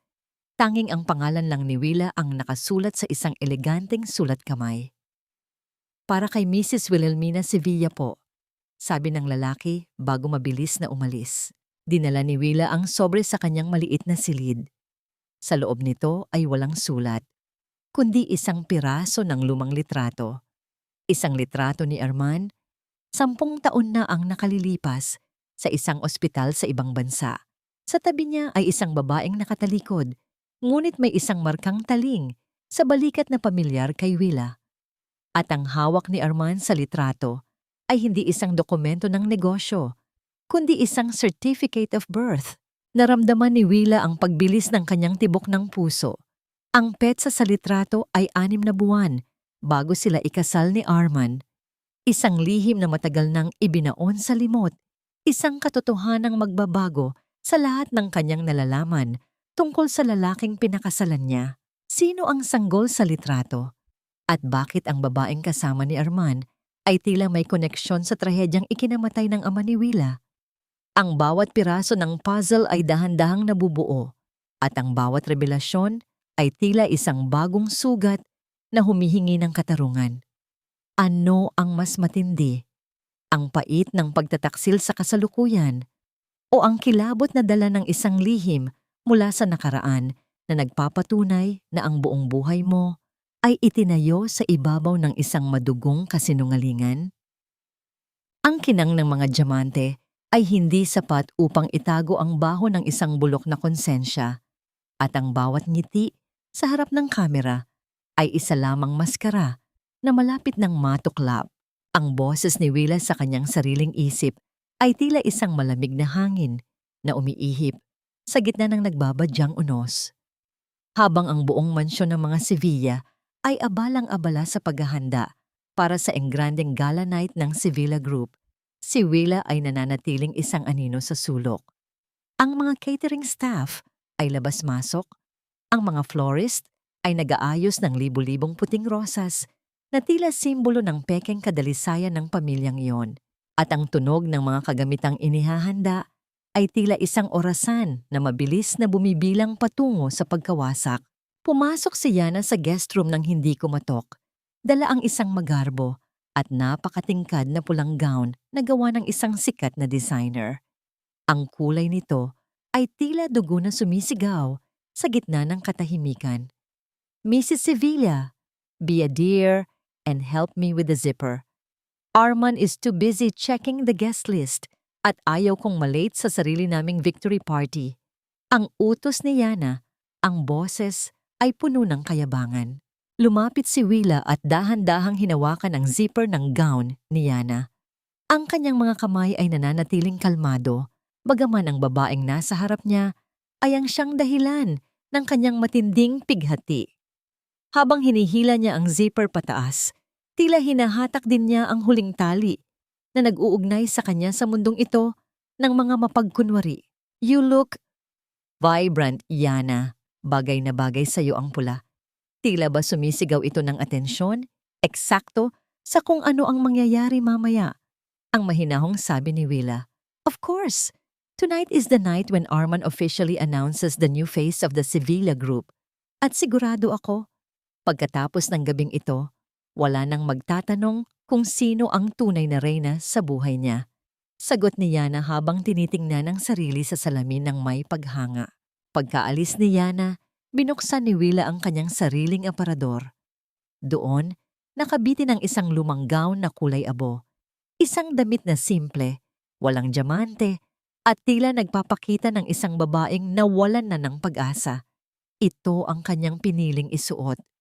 Gusto niyang makita ng buong mundo, lalo na ng media, ang kaawa-awang kalagayan ng asawa ni Arman Sevilla. Gusto niyang maging perpektong biktima sa harap ng lahat bago niya ilabas ang kanyang tunay na pangil. Maya-maya pa, tumunog ang kanyang cellphone. Isang mensahe mula kay Attorney Santos. "The Trojan horse is inside the gate. Ang lahat ng accounts ay naka-standby na para sa iyong huling utang. Good luck, Wilhelmina." Isang tipid na ngiti ang sumilay sa mga labi ni Willa. Kinuha niya ang itim na sobre na naglalaman ng lihim na litrato ni Arman at inilagay ito sa loob ng kanyang maliit na clutch bag. Kasama nito ang isang digital voice recorder na naglalaman ng mga pag-uusap ni na Arman at Doña Imelda tungkol sa pagdisispatcha sa kanya. "Wilhelmina, bakit hindi ka pa nakabihis?" Ang sigaw ni Doña Imelda mula sa labas. Pumasok ang matanda. Suot ang kanyang mga diamante na tila isang baluti ng kasamaan. Nang makita ang suot ni Willa, halos manlaki ang kanyang mga mata sa galit. "Anong klaseng basahan yan? Are you trying to embarrass us? Para kang multo na naglalakad sa sarili mong libing." "Ito lang po ang damit na nahanap ko, Mama. Dahil ang lahat ng iba kong gown ay ipinabigay niyo na kay Yana, di ba?" Ang sagot ni Willa. Ang boses ay may halong pait na sadya niyang ipinarinig. "Mag-makeup ka ng makapal. Ayokong magmukha kang may sakit sa harap ng mga investors. Remember? You are a Sevillas. For now, huwag mong sisirain ang gabing ito dahil ito ang magliligtas sa atin sa lahat ng utang ng kumpanya." Ang huling babala ng matanda bago lumabas. Naiwan si Willa sa harap ng salamin. Tinitigan niya ang kanyang refleksyon, ang maputlang mukha, ang malungkot na mga mata, at ang simpleng ayos ng buhok. Tila nga siya isang multo, ngunit sa ilalim ng maputlang balat na yon, may nananalaytay na dugong handang pumatay sa mga anino ng kawalang katarungan. Kinuha niya ang kanyang lipstick na kulay nude, Ngunit bago ito ilapat sa kanyang labi, dahan-dahan niyang binura ang lahat ng emosyon sa kanyang mukha. Ang oras ng paghihintay ay tapos na. Ang bawat hakbang niya patungo sa ballroom ay tila isang paglakad sa ibabaw ng mga uling na unti-unting naglalagablab. Sa labas, ang mga flash ng kamera ay nagsisimula ng kumislap. Ang mga sikat na personalidad at mga makapangyarihang negosyante ay dumarating na. Hindi nila alam na ang gabing ito ay hindi isang pagdiriwang ng tagumpay, kundi isang formal na paglilibing sa pangalang Sevilla. Handa ka na ba, Arman? Bulong ni Willa sa hangin habang tinitingnan ang kanyang asawa mula sa malayo na nakanamangiti sa mga reporter. Dahil bukas, malalaman mo kung sino ang tunay mong kinalaban. Ang liwanag ng mga kristal na chandelier sa kisame ay tila libo-libong bituin na nagmamasid sa isang dula-dulaan, ngunit sa likod ng bawat kislap ay isang aninong handang lumamon sa lahat ng huwad na dangal. Ang marangyang ballroom ng isang tanyag na hotel sa Makati ay puno ng mga taong ang bawat kasuotan ay katumbas ng halaga ng isang maliit na bahay. Ang bango ng mga mamahaling pabango ay humahalo sa amoy ng mga sariwang bulaklak, ngunit para kay Willa, ang hangin sa loob ay tila amoy ng isang nabubulok na sikreto. Nakatayo siya sa isang madilim na sulok, hawak ang isang baso ng tubig na hindi niya iniinom. Ang kanyang simpleng kulay abong gown ay tila isang mantsa sa gitna ng dagat ng ginto. At pilak, sa gitna ng entablado, nakatayo si Arman. Napakakisig nito sa kanyang itim na tuksido. Ang kanyang buhok ay maayos na nakagel at ang kanyang mga ngiti ay tila praktisado sa harap ng salamin. Sa tabi niya, si Yana ay tila isang naglalakad na apoy sa kanyang pulang gown. Ang bawat kislap ng mga diamante sa leeg ni Yana ay tila isang sampal sa presensya ni Willa. Tonight is not just about the 10th anniversary of Sevilla Group, ang panimula ni Arman sa kanyang talumpati. Ang boses ay puno ng kumpiyansa na umalingaw-ngaw sa bawat sulok ng ballroom. Tonight is about the future. Ang Sevilla Group ay papasok sa isang bagong era, isang era ng expansion at walang hanggang tagumpay. And I couldn't have done this without my lucky charm, the woman who brought fresh energy and brilliance to our team, Yana. Isang masigabong palakpakan ang sumunod. Nakita ni Willa kung paano lumingon si Arman kay Yana at dahan-dahang hinawakan ang kamay nito sa harap ng lahat. Ang mga tao ay nagsimulang magbulungan. Ang ilan ay nagtataka, ang ilan ay may mapanuring tingin kay Willa na tila ba isang basurang naligaw sa gitna ng palasyo. Biglang lumapit si Doña Imelda kay Willa. May dalang pilit ng ngiti para sa mga kamerang nakapaligid. Wilhelmina, huwag kang tatayo lang dyan na parang tuod. Pumunta ka sa kusina at siguraduhin mong ang mga VIP guests ay may sapat na wine. Masyado kang nagmumukhang kawawa. Baka isipin ng mga tao na pinapabayaan ka namin. Ang bulong ng matanda na may kasamang matalas na kurot sa braso ni Willa. Opo, Mama. Ang tanging sagot ni Willa. Ang boses niya ay walang buhay. Tila isang robot na sumusunod sa bawat utos. Habang naglalakad siya patungo sa gilid ng ballroom, naramdaman niya ang mga mata ng mga tao. Narinig niya ang mahihinang bulong ng mga kababaihang kabilang sa mataas na lipunan. Siya ba ang asawa? Bakit ganyan ang ayos niya? Para siyang katulong na pinasuot ng gown. Balita ko, wala siyang maibigay na anak kaya pinalitan na ni Arman. Ang bawat salita ay tila mga arrow na tumatama sa kanyang likod. Ngunit hindi siya tumigil. Naglakad siya patungo sa control room ng ballroom, kung saan naghihintay ang isang tauhan ni Gabriel. Sa bawat hakbang, nararamdaman niya ang bigat ng clutch bag na naglalaman ng mga ebidensya. Handa na ba ang video presentation? Ang tanong ni Arman mula sa entablado. Gusto kong ipakita sa inyo ang kasaysayan ng Sevilla Group at ang ating mga susunod na malalaking proyekto. Ang mga ilaw sa loob ng ballroom ay dahan-dahang namatay. Isang malaking projector screen ang bumaba mula sa itaas. Ang lahat ng mata ay nakatuon sa puting tela naghihintay sa mga graph ng tagumpay at mga larawan ng mga bagong gusali. Si Arman ay nakatayo sa gilid, may hawak na wine glass. Ang mukha ay puno ng antisipasyon para sa kanyang pinakadakilang sandali. Simula ng presentation, ang huling utos ni Arman. Ang unang imahe na lumitaw sa screen ay hindi ang logo ng Sevilla Group. Hindi rin ito ang mukha ni Arman. Ito ay isang malinaw na video sa loob ng isang silid ng ospital. Ang video kung saan si Doña Imelda ay may kausap na isang lalaki tungkol sa pagsasabotahe sa preno ng sasakyan ni Don Vicente 10 taon na ang nakalilipas. Ang audio ay malakas at malinaw. Ang boses ng matanda ay umalingaw-ngaw sa buong ballroom. Siguraduhin mong hindi na siya makakarating sa meeting. Kapag nawala si Vicente, ang lahat ng yaman niya ay mapupunta sa anak ko sa pamamagitan ng asawa niya. Isang nakakabingig na katahimikan ang bumalot sa buong ballroom. Ang wine glass sa kamay ni Arman ay dahan-dahang nadulas at bumagsak sa sahig. Ang tunog ng pagkabasag ng kristal ay tila isang hudyat ng pagsisimula ng kaguluhan. Ang mga flash ng kamera ay nagsimulang kumislap ng sunod-sunod, ngunit hindi para sa tagumpay, kundi para sa krimeng dahan-dahang nabubunyag sa harap ng buong bansa. Patayin niyo ang video na yan! Sinong gumawa nito? Guard, patayin niyo ang kuryente! Ang sigaw ni Arman ay tila boses ng isang taong nalulunod, puno ng desperasyon at takot na hindi na kayang itago ng kanyang mamahaling tuksido. Ngunit ang kanyang mga utos ay walang nakinig. Sa halip na mamatay ang video, ang susunod na lumitaw sa screen ay mas matindi pa. Mga kopya ng bank statement na nagpapakita ng bilyon-bilyong pisong ninakaw mula sa Vicente Fund patungo sa lihim na account ni Arman sa ibang bansa. Kasunod nito ang mga litrato ni na Arman at Yana sa iba't ibang bansa na may petsang bago pa ang kanilang anibersaryo, kasama ang dokumento ng pagbili ng Hondao sa Palawan. Ang bawat detalye ay tila isang malakas na dagok sa sikmura ng pamilya Sevilla.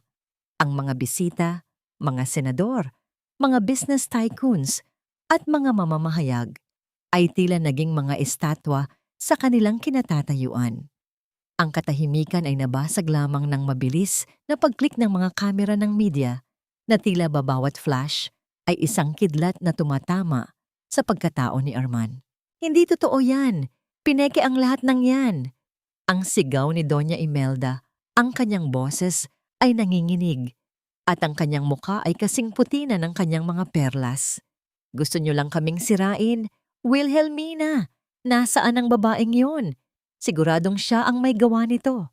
Sa gitna ng kaguluhan, dahan-dahang lumakad si Willa patungo sa liwanag ng entablado. Hindi na siya ang babaeng nakayuko. Ang kanyang likod ay tuwid. Ang kanyang boses ay matatag.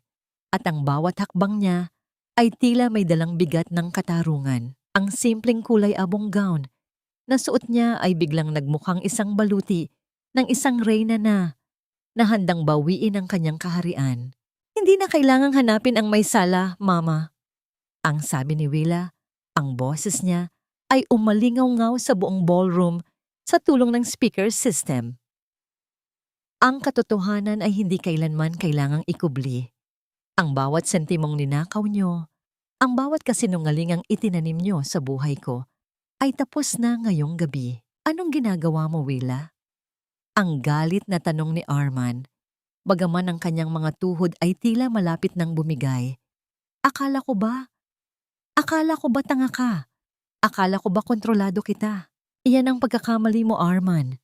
Ang malamig na sagot ni Willa habang diretsyong nakatingin sa kanyang asawa. Pinili kong manahimik dahil gusto kong makita kung hanggang saan ang itatagal ng inyong kasakiman. Ngunit nang pakialaman niyo ang huling alaala ng aking ama, doon niyo natuklasan na ang isang asawang pinabayaan ay mas mapanganib kaysa sa anumang kaaway. Biglang bumukas ang malaking pinto ng ballroom. Pumasok ang isang grupo ng mga lalaking nakasuot ng barong at may dalang mga badge, mga opisyal mula sa National Bureau of Investigation, NBI. Kasama nila ang isang matandang lalaki na may dalang briefcase, Attorney Santos. Arman Sevilla, Doña Imelda Sevilla, ang sabi ng isang opisyal, ang kanyang boses ay malamig at walang bahid ng emosyon. Kayo ay nasa ilalim ng investigasyon para sa mga kasong murder, estafa through falsification of public documents, at money laundering. Kailangan nyo kaming samahan sa headquarters. Nagsimulang magpanik ang mga bisita. Nagkaroon ng bulungan at tulakan habang sinusubukan ng ilan na makalayo sa gitna ng eskandalo. Si Yana, na kanina lang ay nagmamalaki sa kanyang pulang gown, ay unti-unting umaatras patungo sa gilid, sinusubukang magtago sa mga anino upang hindi madamay. Ngunit bago pa siya makalayo, hinarangan siya ng isa pang opisyal.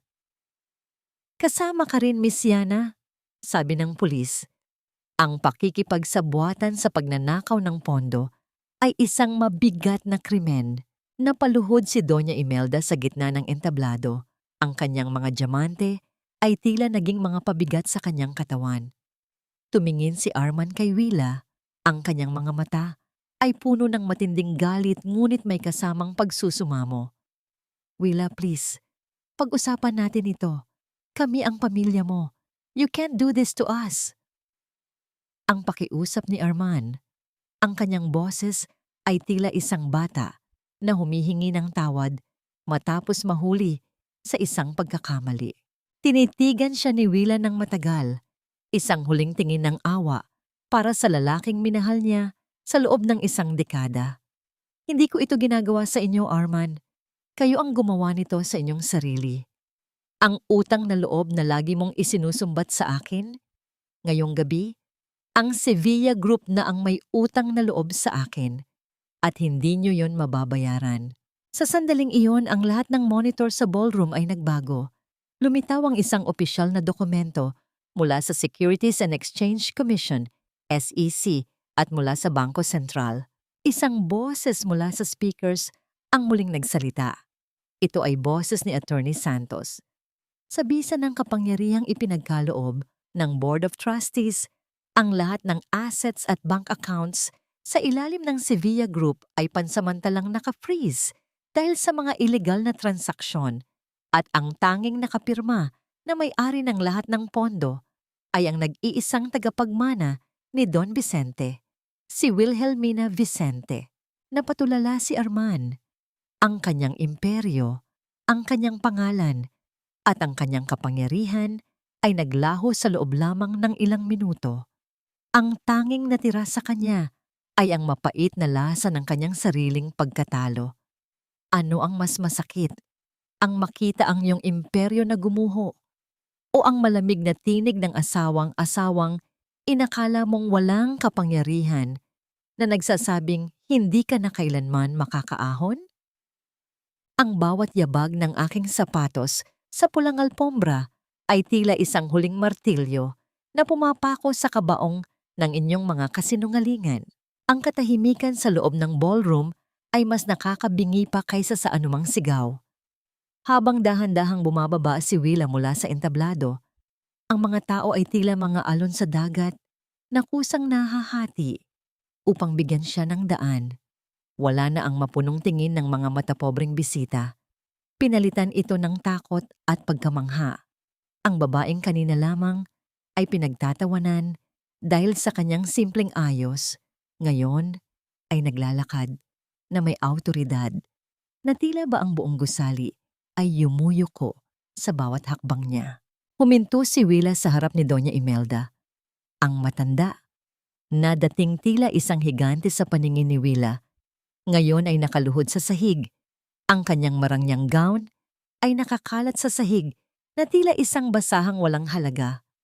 Ang kanyang mga kamay, na laging may hawak na rosaryo, ay nanginginig habang pilit na humahawak sa laylayan ng damit ni Willa. "Willa, anak, huwag mong gawin ito." Ang gumaralgal na boses ng matanda. Ang kanyang mga mata ay puno ng luha ng desperasyon. "Inalagaan ka namin. Binigyan ka namin ng pamilya. Hindi mo ba naisip ang utang na loob mo sa amin?" Isang mapait at malamig na ngiti ang sumilay sa mga labi ni Willa. "Utang na loob, Mama? Ang utang na loob po ba ay binabayaran ng pagpatay sa aking ama? Ang pag-aalaga po ba ay ang pagtrato sa akin na parang katulong sa loob ng 10 taon habang ninanakaw niyo ang bawat sentimong pinaghirapan ng pamilya ko? Dahan-dahang yumuko si Willa upang maging kapantay ang mukha ng matanda. Ang tanging utang na mayroon ako ay ang utang sa aking sarili. Ang katarungang matagal ko nang ipinagkait dahil sa maling paniniwala na mahal niyo ako. Ngayong gabi, ang utang na iyon ay bayad na. Tumayo si Willa at hinarap si Arman. Ang kanyang asawa ay tila isang estatwa. Hindi makapagsalita, ang kanyang mga mata ay nakatuon sa malaking screen kung saan ang kanyang buong buhay ay dahan-dahang naglalaho. Arman, ang tawag ni Willa. Ang boses niya ay kasing talim ng isang labha. Lahat ng hawak niyo ngayon, ang mansyon, ang mga sasakyan, maging ang suot mong tuksido, ay hindi sayo. Ang Sevilla Group ay isang hungkag na pangalan na itinayo sa ibabaw ng mga utang at pagnanakaw. Sa bisa ng mga dokumentong nilagdaan mo sa pag-aakalang transfer of assets ito, formal mo nang ibinalik sa akin ang lahat ng kontrol. You set me up. Ang tanging lumabas sa bibig ni Arman. Ang kanyang boses ay tila isang bulong mula sa hukay. Hindi kita sinetap, Arman. Hinayaan lang kitang malunod sa sarili mong kasakiman, sagot ni Willa. Akala mo ba ay tanga ako? Pinirmahan ko ang mga dokumentong yon dahil alam kong sa oras na mapunta sa akin ang lahat, wala na kayong kapangyarihang saktan pa ako. Lumapit si Attorney Santos at iniabot kay Willa ang isang folder. Ma'am Wilhelmina, ang lahat ng lagusan ay selyado na. Ang mga security ng hotel na ito ay nasa ilalim na ng ating utos. Wala nang makakalabas na kahit anong pag-aari ng mga sibilya. Tumingin si Willa sa paligid. Sa mga taong kanina lang ay kinukutya siya. Ang kanyang golden moment ay hindi ang pagkapanalo sa pera, kundi ang sandaling dahan-dahan niyang tinanggal ang simpleng kwintas na suot niya, ang kwintas na ibinigay ni Arman noong unang taon nila, at binitawan ito sa harap ng asawa. Ang tunog ng pagbagsak ng ginto sa matigas na sahig ay tila isang huling tuldok sa kanilang pagsasama. Wala na ang mga Sevilla. Ang deklarasyon ni Willa, ang boses ay umalingaw-ngaw hanggang sa labas ng ballroom.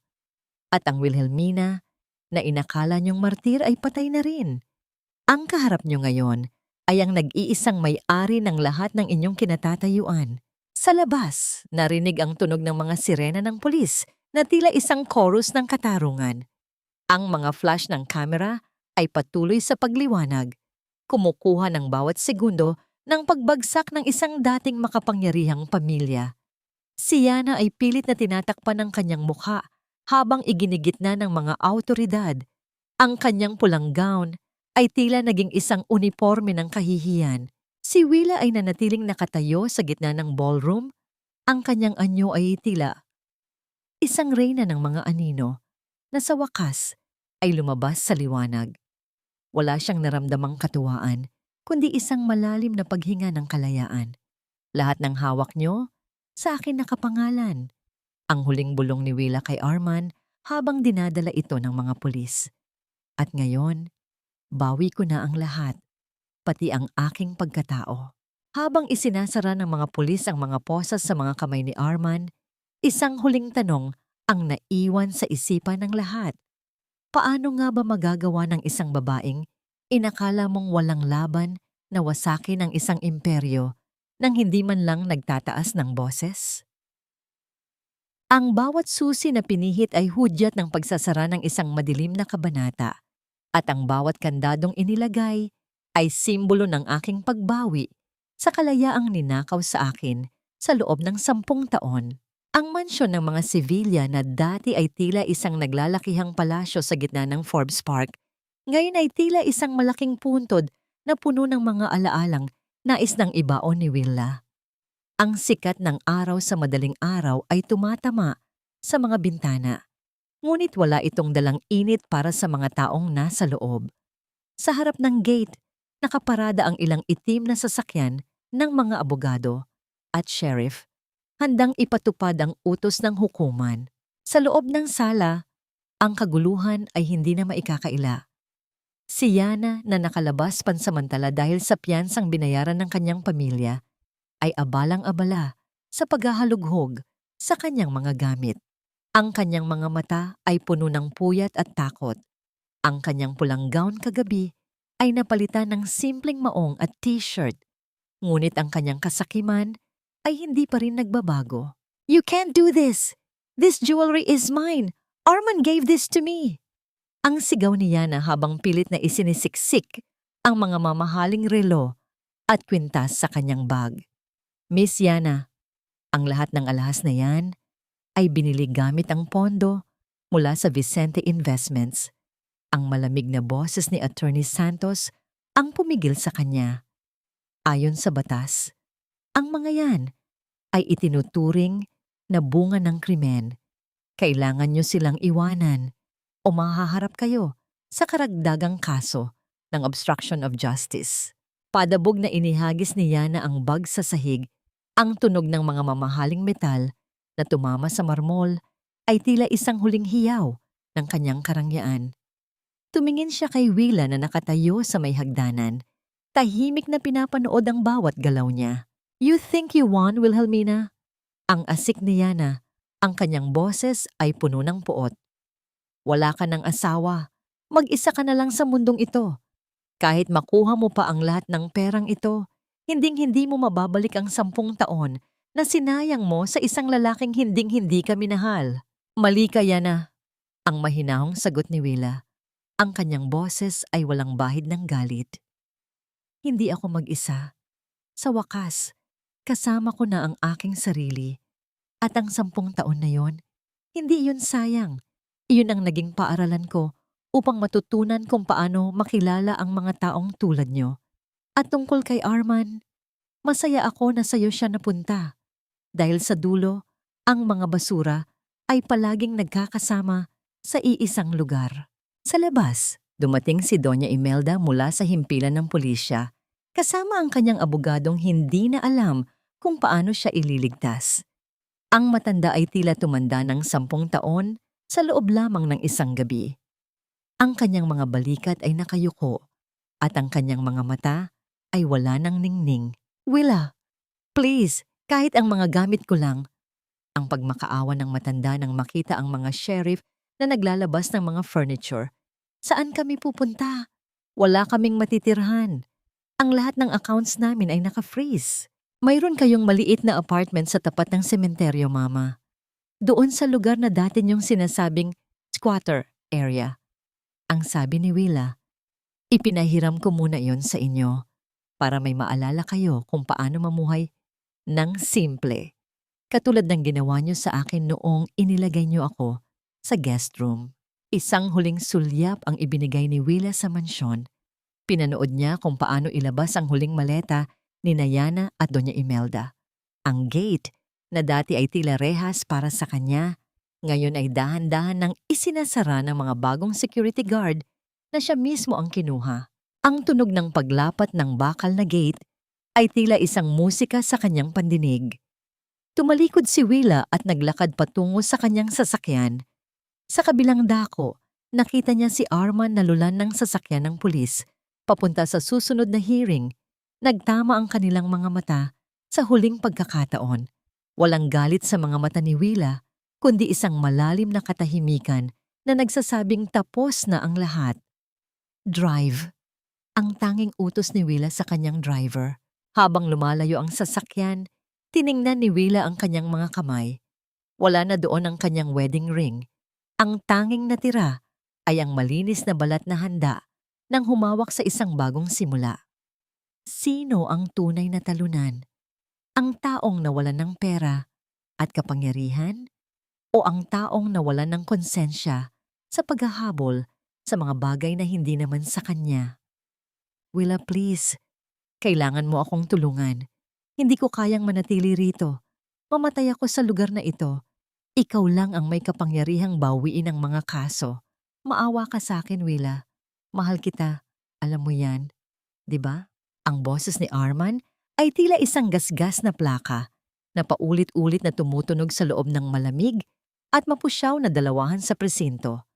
Ang kanyang tuksido kagabi ay napalitan na ng isang kulay kahel na uniforme ng bilanggo. Ang kanyang buhok na laging maayos ay gulo-gulo at ang kanyang mga mata ay puno ng takot. Isang takot na hindi para sa kanyang nagawang kasalanan, kundi para sa komportableng buhay na nawala sa kanya. Nakatitig lamang si Willa sa lalaking nasa kabila ng makapal na salamin. Suot niya ang isang simpleng puting bestido.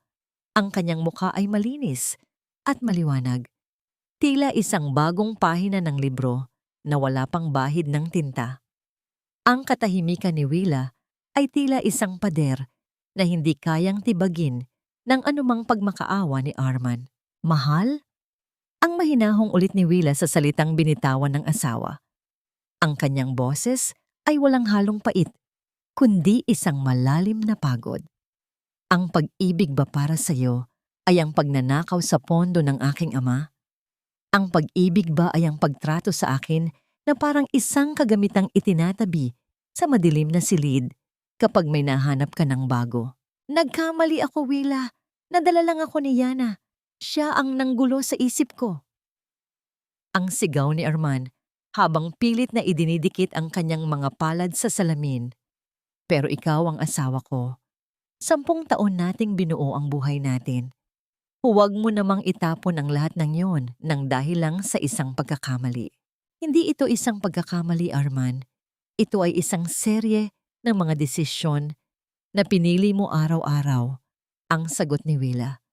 Pinili mong magsinungaling. Pinili mong magnakaw. Pinili mong saktan ang tanging taong naniwala sa'yo noong wala ka pa. Kinuha ni Willa ang isang maliit na folder mula sa kanyang bag at iniharap ito sa salamin. Ito ay ang resulta ng medical exam ni Arman na nakuha niya mula sa lihim na files ng pamilya Sevilla. Alam mo ba kung ano ang pinakamasakit? Ang tanong ni Willa, ang kanyang boses ay bahagyang gumaralgal sa unang pagkakataon. Alam ko ang tungkol sa kondisyon mo. Alam kong hindi tayo magkakaroon ng anak dahil sa'yo at hindi dahil sa akin. Pero tinanggap ko yon. Nanahimik ako. Hinayaan kong ako ang sisihin ni Mama. Hinayaan kong ako ang magmukhang baog at may kulang dahil ayaw kong masira ang ego mo bilang lalaki. Mahal kita noon, Arman, higit pa sa sarili ko. Nanigas si Arman sa kanyang kinauupuan. Ang kanyang mga mata ay nanlaki sa gulat at kahihiyan. Ang lihim na akala niya ay baon na, salimot, ay matagal na palang alam ng asawang minaliit niya. Tinago niyo ang katotohanan upang magkaroon kayo ng dahilan na tratuhin akong basura. Pagpapatuloy ni Willa habang dahan-dahang itinatago ang folder. At sa kabila ng lahat ng iyon, nagawa mo pa rin gamitin ang kawalan natin ng anak bilang sandata upang ipahiya ako sa harap ni Yana. Doon ko natanto na ang taong minahal ko ay isa lamang imahinasyon. Tumayo si Willa. Ang kanyang bawat galaw ay puno ng dignidad. Wala siyang naramdamang galit, kundi isang malalim na awa para sa lalaking nasa harap niya. Isang lalaking may lahat ng pagkakataon upang maging masaya. Ngunit piniling maging sakim. Willa, huwag kang aalis! Willa! Ang huling sigaw ni Arman habang hinahampas ang salamin. Ang tunog ng kanyang mga kamao sa matigas na materyales ay tila isang desperadong ritmo ng pagsisisi. Ngunit ang mga gwardiya ay mabilis na lumapit at hinawakan ang kanyang mga balikat upang ibalik siya sa loob ng kanyang selda. Naglakad si Willa palabas ng presinto. Ang bawat hakbang niya palayo ay tila isang pagtanggal ng mabigat na kadena sa kanyang mga paa. Ang sikat ng araw sa labas ay tila isang mainit na yakap ng kalayaan. Tiningnan niya ang langit. Asul, malawak, at walang hangganan. Sa unang pagkakataon sa loob ng 10 taon, naramdaman ni Willa na ang hangin ay hindi na amoy alikabok ng mansyong Sevilla. Amoy na ito ng bagong simula. Amoy na ito ng katarungan. Paalam, Arman. Bulong niya sa hangin. Sana sa gitna ng katahimikan ng selda, mahanap mo ang iyong sarili na matagal mo nang ipinagpalit sa kapangyarihan. Ano ang mas matinding parusa? Ang mabuhay sa loob ng rehas na bakal o ang mabuhay na may kaalamang ang tanging taong tunay na nagmahal sa'yo ay ikaw mismo ang nagtaboy at nagnakaw ng pagkakataong lumigaya? Ang pangalang Sevilla ay tila isang marangyang kulungan na sa loob ng 10 taon ay unti-unting pumatay sa aking kaluluwa. Ngunit ngayon, ang bawat susi ay naibalik na sa aking mga kamay at ang pinto ay malawak ng nakabukas. Ang bawat piraso ng damit na inilalagay ni Willa sa kanyang lumang maleta ay tila isang pag-aalis ng bigat sa kanyang dibdib.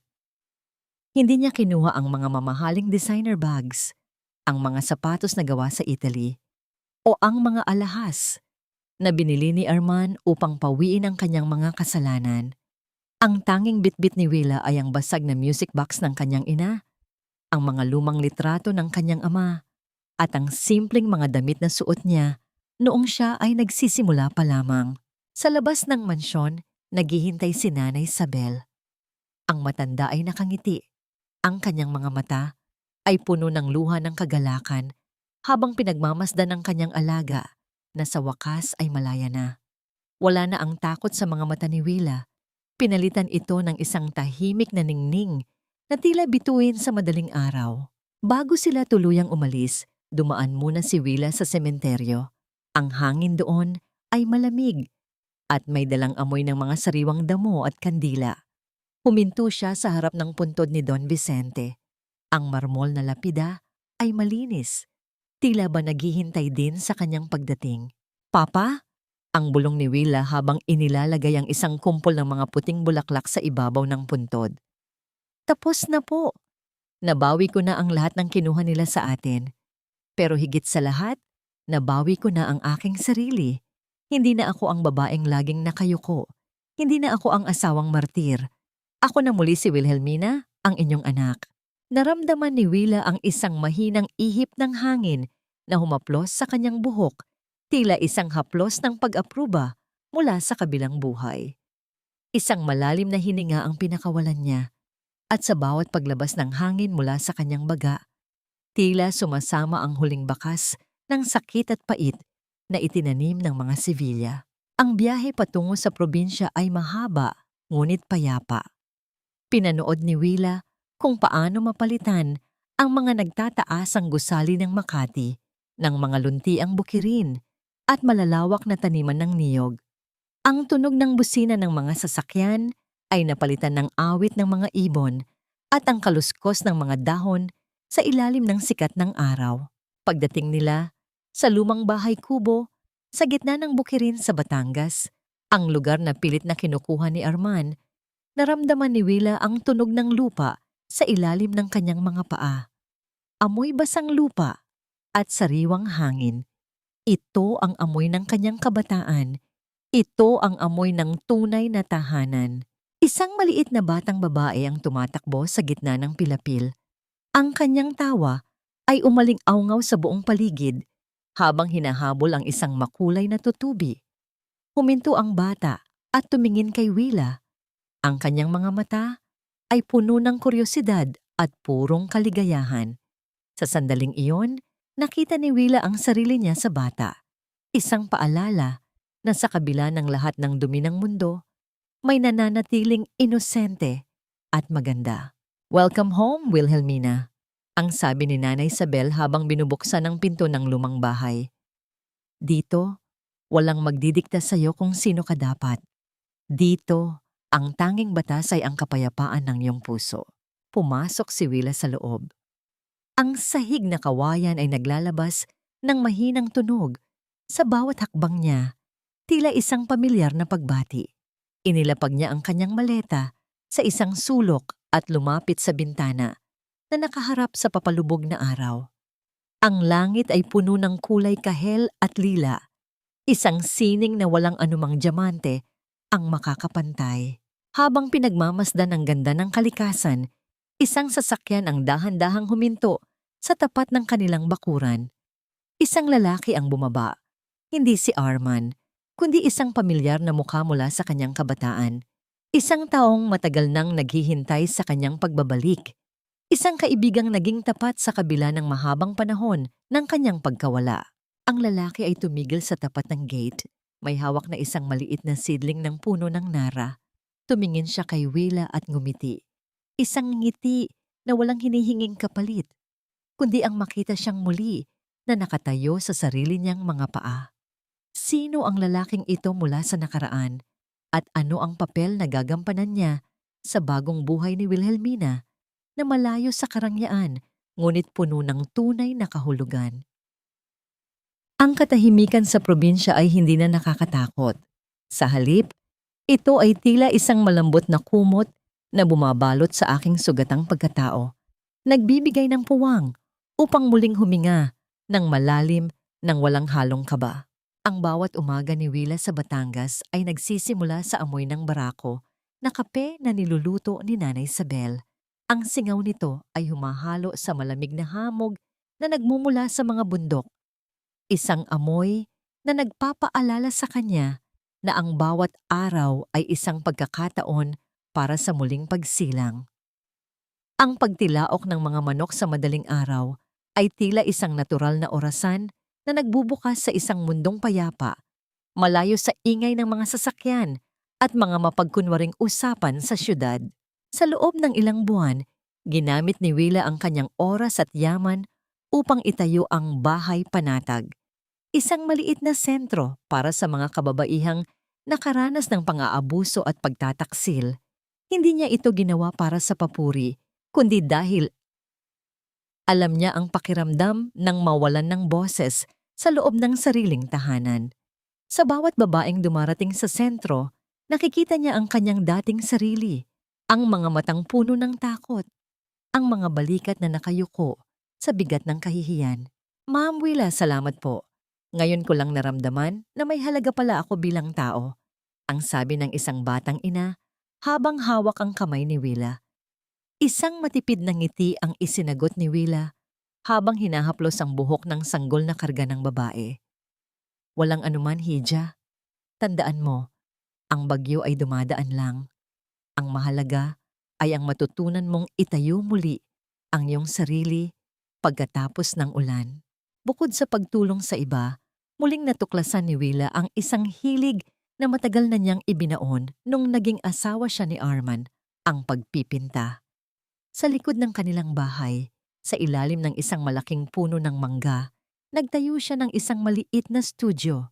Ang bawat hagod ng brush sa canvas ay tila isang paglalabas ng mga emosyong hindi niya kayang bigkasin. Ang mga kulay na dati ay puro itim at abo. Ngayon ay unti-unti nang napapalitan ng lila, asul at ginto. Isang hapon, habang abala si Willa sa pagpipinta ng tanawin ng dapit hapon, narinig niya ang mahinang pagbukas ng gate. Ang yabag ng mga paa sa tuyong dahon ay hindi nagmamadali. Tila ba nag-iingat na hindi mabulabog ang kanyang katahimikan. Lumingon si Willa at nakita si Mateo. Si Mateo ay ang anak ng dating katiwala ng kanyang ama. Isang kalaro sa kabataan na ngayon ay isa ng tanyag na arkitekto sa kanilang lalawigan. Ang kanyang mukha ay may bakas ng init ng araw at ang kanyang mga mata ay may taglay na katapatan na bihirang makita sa mga tao sa syudad. Masyado ka yata kasing tutok sa ginagawa mo, Wilhelmina. Ang sabi ni Mateo, ang boses ay malalim at may dalang pamilyar na init. Kanina pa ako nakatayo rito, pero parang nasa ibang mundo ka. Ibinaba ni Willa ang kanyang palet at pinunasan ang kanyang mga kamay. Mateo, anong ginagawa mo rito? Akala ko ay abala ka sa pagtatayo ng bagong munisipyo. Lumapit si Mateo at tiningnan ang ipinipinta ni Willa. Lagi namang may oras para sa mga mahahalagang bagay. Dala ko ang seedling ng nara na ipinangako ko sa'yo. Sabi mo ay gusto mong paligiran ang sentro ng mga matitibay na puno. Inilapag ni Mateo ang seedling sa tabi ng easel ni Willa. Wilhelmina, may gusto sana akong itanong. Ang foundation na itinayo mo, kailangan niyo ba ng karagdagang tulong sa pag-design ng extension para sa mga bata? Gusto kong tumulong, hindi bilang isang arkitekto, kundi bilang isang kaibigang nakakaintindi sa pinagdadaanan mo. Tinitigan ni Willa ang seedling ng Nara. Ang Nara ay isang puno na kilala sa katibayan nito. Hindi ito basta-basta natutumba, kahit gaano pa kalakas ang bagyo. Tila ba ito ang simbolo ng kanyang buhay ngayon? Salamat, Mateo. Malaking tulong iyan. Ang mahinahong sagot ni Willa. Pero baka masyado ka nang napapagod sa trabaho mo. Umiling si Mateo at dahan-dahang na tumingin sa mga mata ni Willa. Ang pagtulong sa iyo ay hindi trabaho, Willa. Iyon ay isang karangalan na matagal ko nang hiniling na magawa. Ang hangin sa hapon ay umiihip ng marahan, tinatangay ang bango ng mga bulaklak sa paligid. Sa sandaling iyon, naramdaman ni Willa ang isang kakaibang pakiramdam sa kanyang dibdib. Hindi ito ang masakit na tibok ng puso dahil sa takot, kundi isang mahinang kislap ng pag-asa na marahil sa tamang panahon ay muli siyang makakaramdam ng ligaya sa piling ng isang taong marunong rumespeto sa kanyang katahimikan. Ano ang mas matamis? Ang tagumpay ng paghihiganti sa mga taong nanakit sa iyo o ang dahan-dahang paghilom ng iyong puso sa piling ng mga taong tunay na nagpapahalaga sa iyong pagkatao nang walang hinihinging kapalit? Ang huling pirma sa puting papel ay hindi lamang tinta. Ito ay ang tunog ng pagbagsak ng mga tanikalang 10 taon na gumagapos sa aking bawat hininga. Sa ilalim ng malawak na langit ng Batangas, kung saan ang asul ng dagat ay humahalik sa kulay ginto ng dapit hapon, nakaupo si Willa sa kanyang paboritong silya sa beranda. Hawak niya ang isang folder na naglalaman ng opisyal na desisyon mula sa korte. Ang kanyang annulment ay formal nang naaprubahan. Wala na ang pangalang Sevilla sa tabi ng kanyang pangalan. Siya na muli, si Wilhelmina Vicente, isang babaeng buo, malaya, at hindi na kailanman muling magiging anino ng kahit sino. Dahan-dahan niyang inilapag ang mga papeles sa ibabaw ng lamesang kawayan. Naramdaman niya ang isang kakaibang ginhawa, tila ba isang napakabigat na dagan sa kanyang dibdib, ang tuluyan ng naalis. Wala ng kirot, wala ng puot. Ang tanging natira ay isang malalim na pag-unawa na ang bawat pighati ay naging daan lamang upang mahanap niya ang tunay na lakas sa loob ng kanyang sarili. Ma'am Willa, may dumating pong balita mula sa lungsod. Ang tawag ni Nanay Isabel habang papalapit na may dalang isang dyaryo. Binuksan ni Willa ang pahayagan. Sa isang maliit na bahagi ng business section, nabasa niya ang tungkol sa formal na pagdedeklara ng bangkarote ng Sevilla Group. Ang lahat ng kanilang mga ari-arian ay nailipat na sa ilalim ng fund na pinamamahalaan ni Attorney Santos para sa mga proyekto ni Willa. Ngunit ang mas nakakuha ng kanyang atensyon ay ang balita tungkol kay Arman. Dahil sa dami ng mga kasong isinampalaban sa kanya, nasentensyahan siya ng mahabang taon sa loob ng bilangguan. Si Yana naman ay tuluyan ng iniwan ng kanyang mga dating kaibigan at ngayon ay nahaharap sa sunod-sunod na kaso ng estafa sa probinsya. Higit sa lahat, ang balita tungkol kay Doña Imelda. Ang matanda, na dating reyna ng Forbes Park, ay nakitang naninirahan sa isang maliit na paupahan, umaasa sa tulong ng mga malayong kamag-anak na dati ay kinukutya niya. Ang karma ay hindi isang mabilis na kidlat, kundi isang dahan-dahang pagguho ng lahat ng bagay na itinayo sa ibabaw ng kasamaan. Sana ay mahanap nila ang kapayapaan sa gitna ng kanilang pagdurusa. Ang tanging bulong ni Willa habang isinasara ang dyaryo. Wala siyang naramdamang tuwa sa kanilang pagbagsak, kundi isang malalim na awa. Awa para sa mga taong inubos ang kanilang buhay sa paghahabol sa mga bagay na hindi naman nagdadala ng tunay na ligaya. Kasabay ng paglubog ng araw, nagsimula ang isang maliit na pagdiriwang sa bakuran ng Wilhelmina Foundation. Ang mga kababaihan at mga bata na tinutulungan ng sentro ay naghanda ng isang simpleng salo-salo. Ang bawat halakhak ng mga bata at ang mga ngiti ng mga ina ay tila isang musika na mas maganda pa sa anumang kanta. Ito ang kanyang tunay na yaman, hindi ang mga diamante o ang mga building sa Makati, kundi ang kakayahang magbigay ng pag-asa sa mga pusong dating nawalan nito. Lumapit si Mateo kay Willa. May daladalang 2 baso ng sariwang buko juice. Mukhang malalim na naman ang iniisip mo, Wilhelmina. Ngayong gabi, dapat ay nagdiriwang ka. Ang foundation ay opisyal na ngang kilala sa buong lalawigan. Kinuha ni Willa ang baso at tumingin kay Mateo. Nagdiriwang ako, Mateo. Sa loob ko, matagal na akong nagdiriwang. Salamat sa lahat ng tulong mo sa pagpapatayo ng bagong wing para sa mga bata. Hindi ko ito magagawa ng mag-isa. Alam mong lagi akong narito, Willa. Ang sagot ni Mateo, ang kanyang boses, ay puno ng katapatan. Hindi dahil kailangan mo ako, kundi dahil gusto kong maging saksi sa bawat pag-usbong ng iyong kaligayahan. Tumayo silang dalawa at pinagmasdan ang mga bituin na nagsisimulang magpakita sa langit. Ang hangin mula sa dagat ay humahaplos sa kanilang mga mukha. May dalang pangako ng isang bukas na mas maliwanag at mas payapa. Sa unang pagkakataon, hindi na naramdaman ni Willa ang takot sa kung ano ang darating.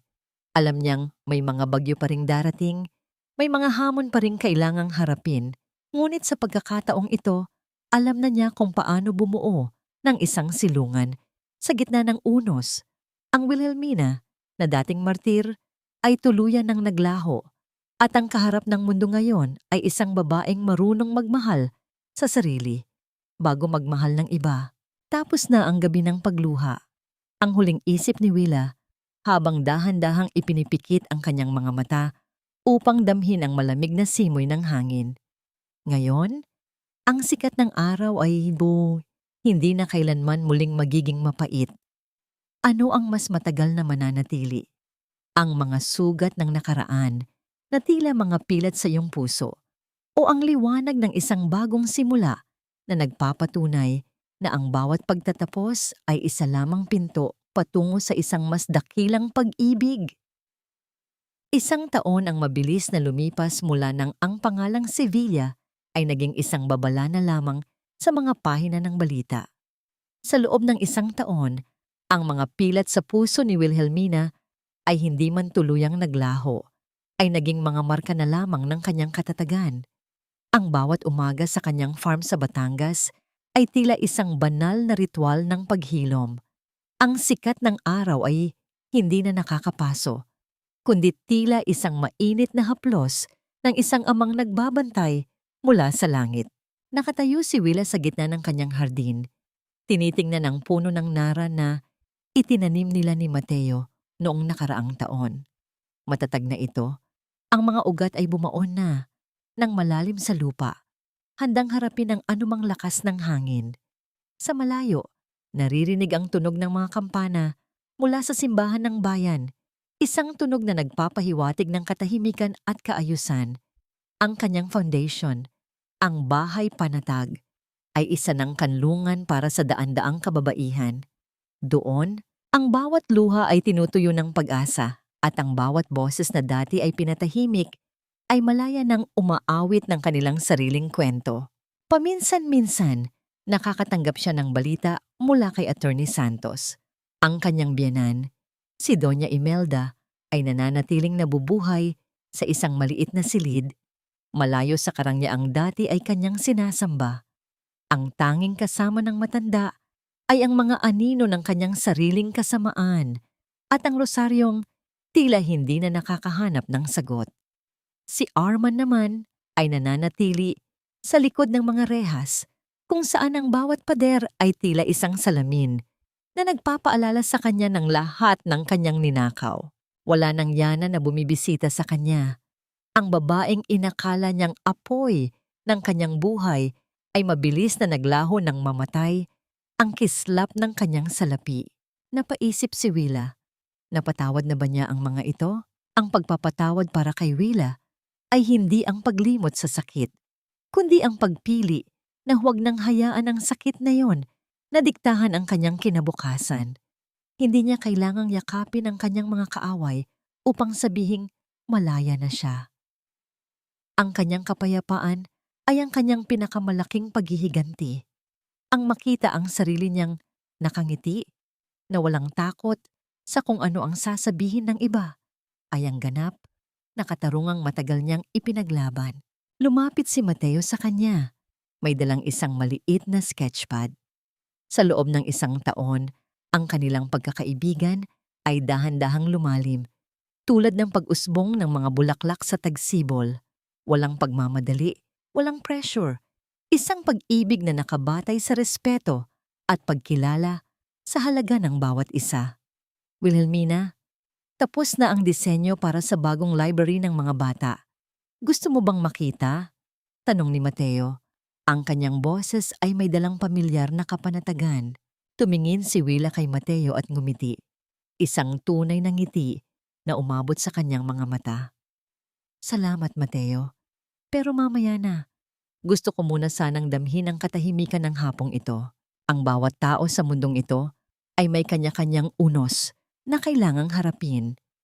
Ang ilan ay nawawasak, ang ilan ay nagpapakain sa galit.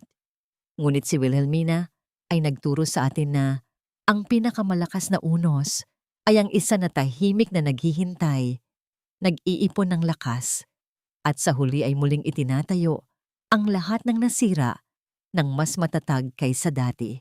Ang tunog ng hangin sa mga dahon ng nara ay tila isang bulong ng pasasalamat. Ang 10 taon ng pagiging martir ay tapos na. Ngayon, ang bawat tibok ng puso ni Willa ay para na sa kanyang sarili. Ang katarungan ay hindi lamang ang pagkabilanggo ng mga may sala. Ito ay ang malayang paglipad ng isang pusong matagal na ikinulong.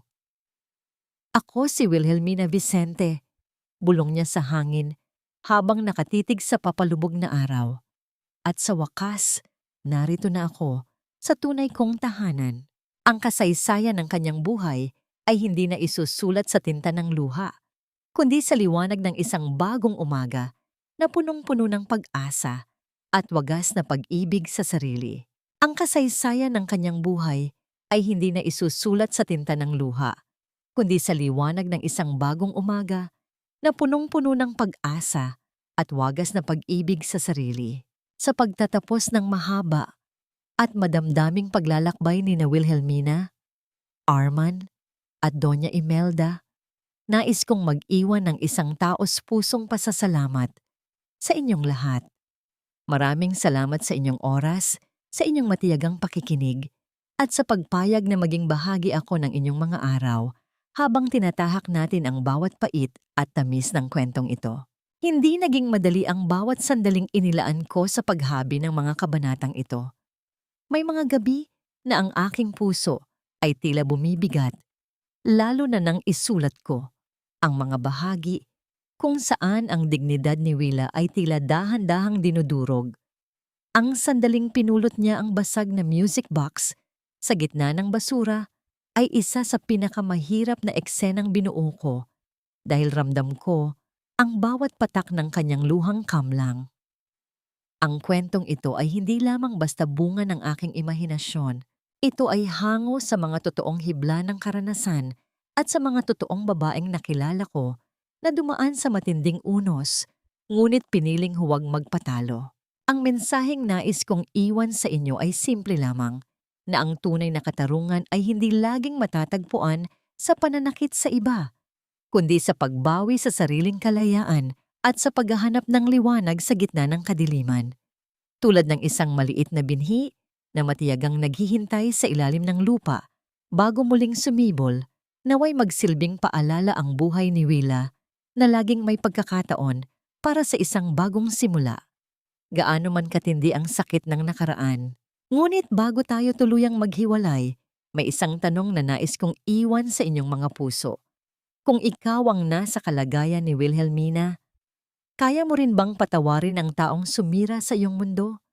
O sapat na ang iwanan sila sa nakaraan upang makamit ang sarili mong kapayapaan? Sana ay naging makabuluhan ang inyong pakikinig. Kung ang kwentong ito ay humaplos sa inyong damdamin, huwag po ninyong kalimutang i-like ang video na ito at ibahagi sa inyong mga kaibigan at mahal sa buhay. Mahalaga rin po sa akin na mabasa ang inyong mga saloobin, kaya't iwanan lamang ang inyong mga komento sa ibaba. Mag-subscribe na rin po kayo upang hindi mapalampas ang susunod nating mga kwento ng buhay, pag-ibig at katatagan. Hanggang sa muli nating pagkikita sa panibagong paglalakbay ng ating mga puso. Maraming salamat po at pagpalain tayong lahat.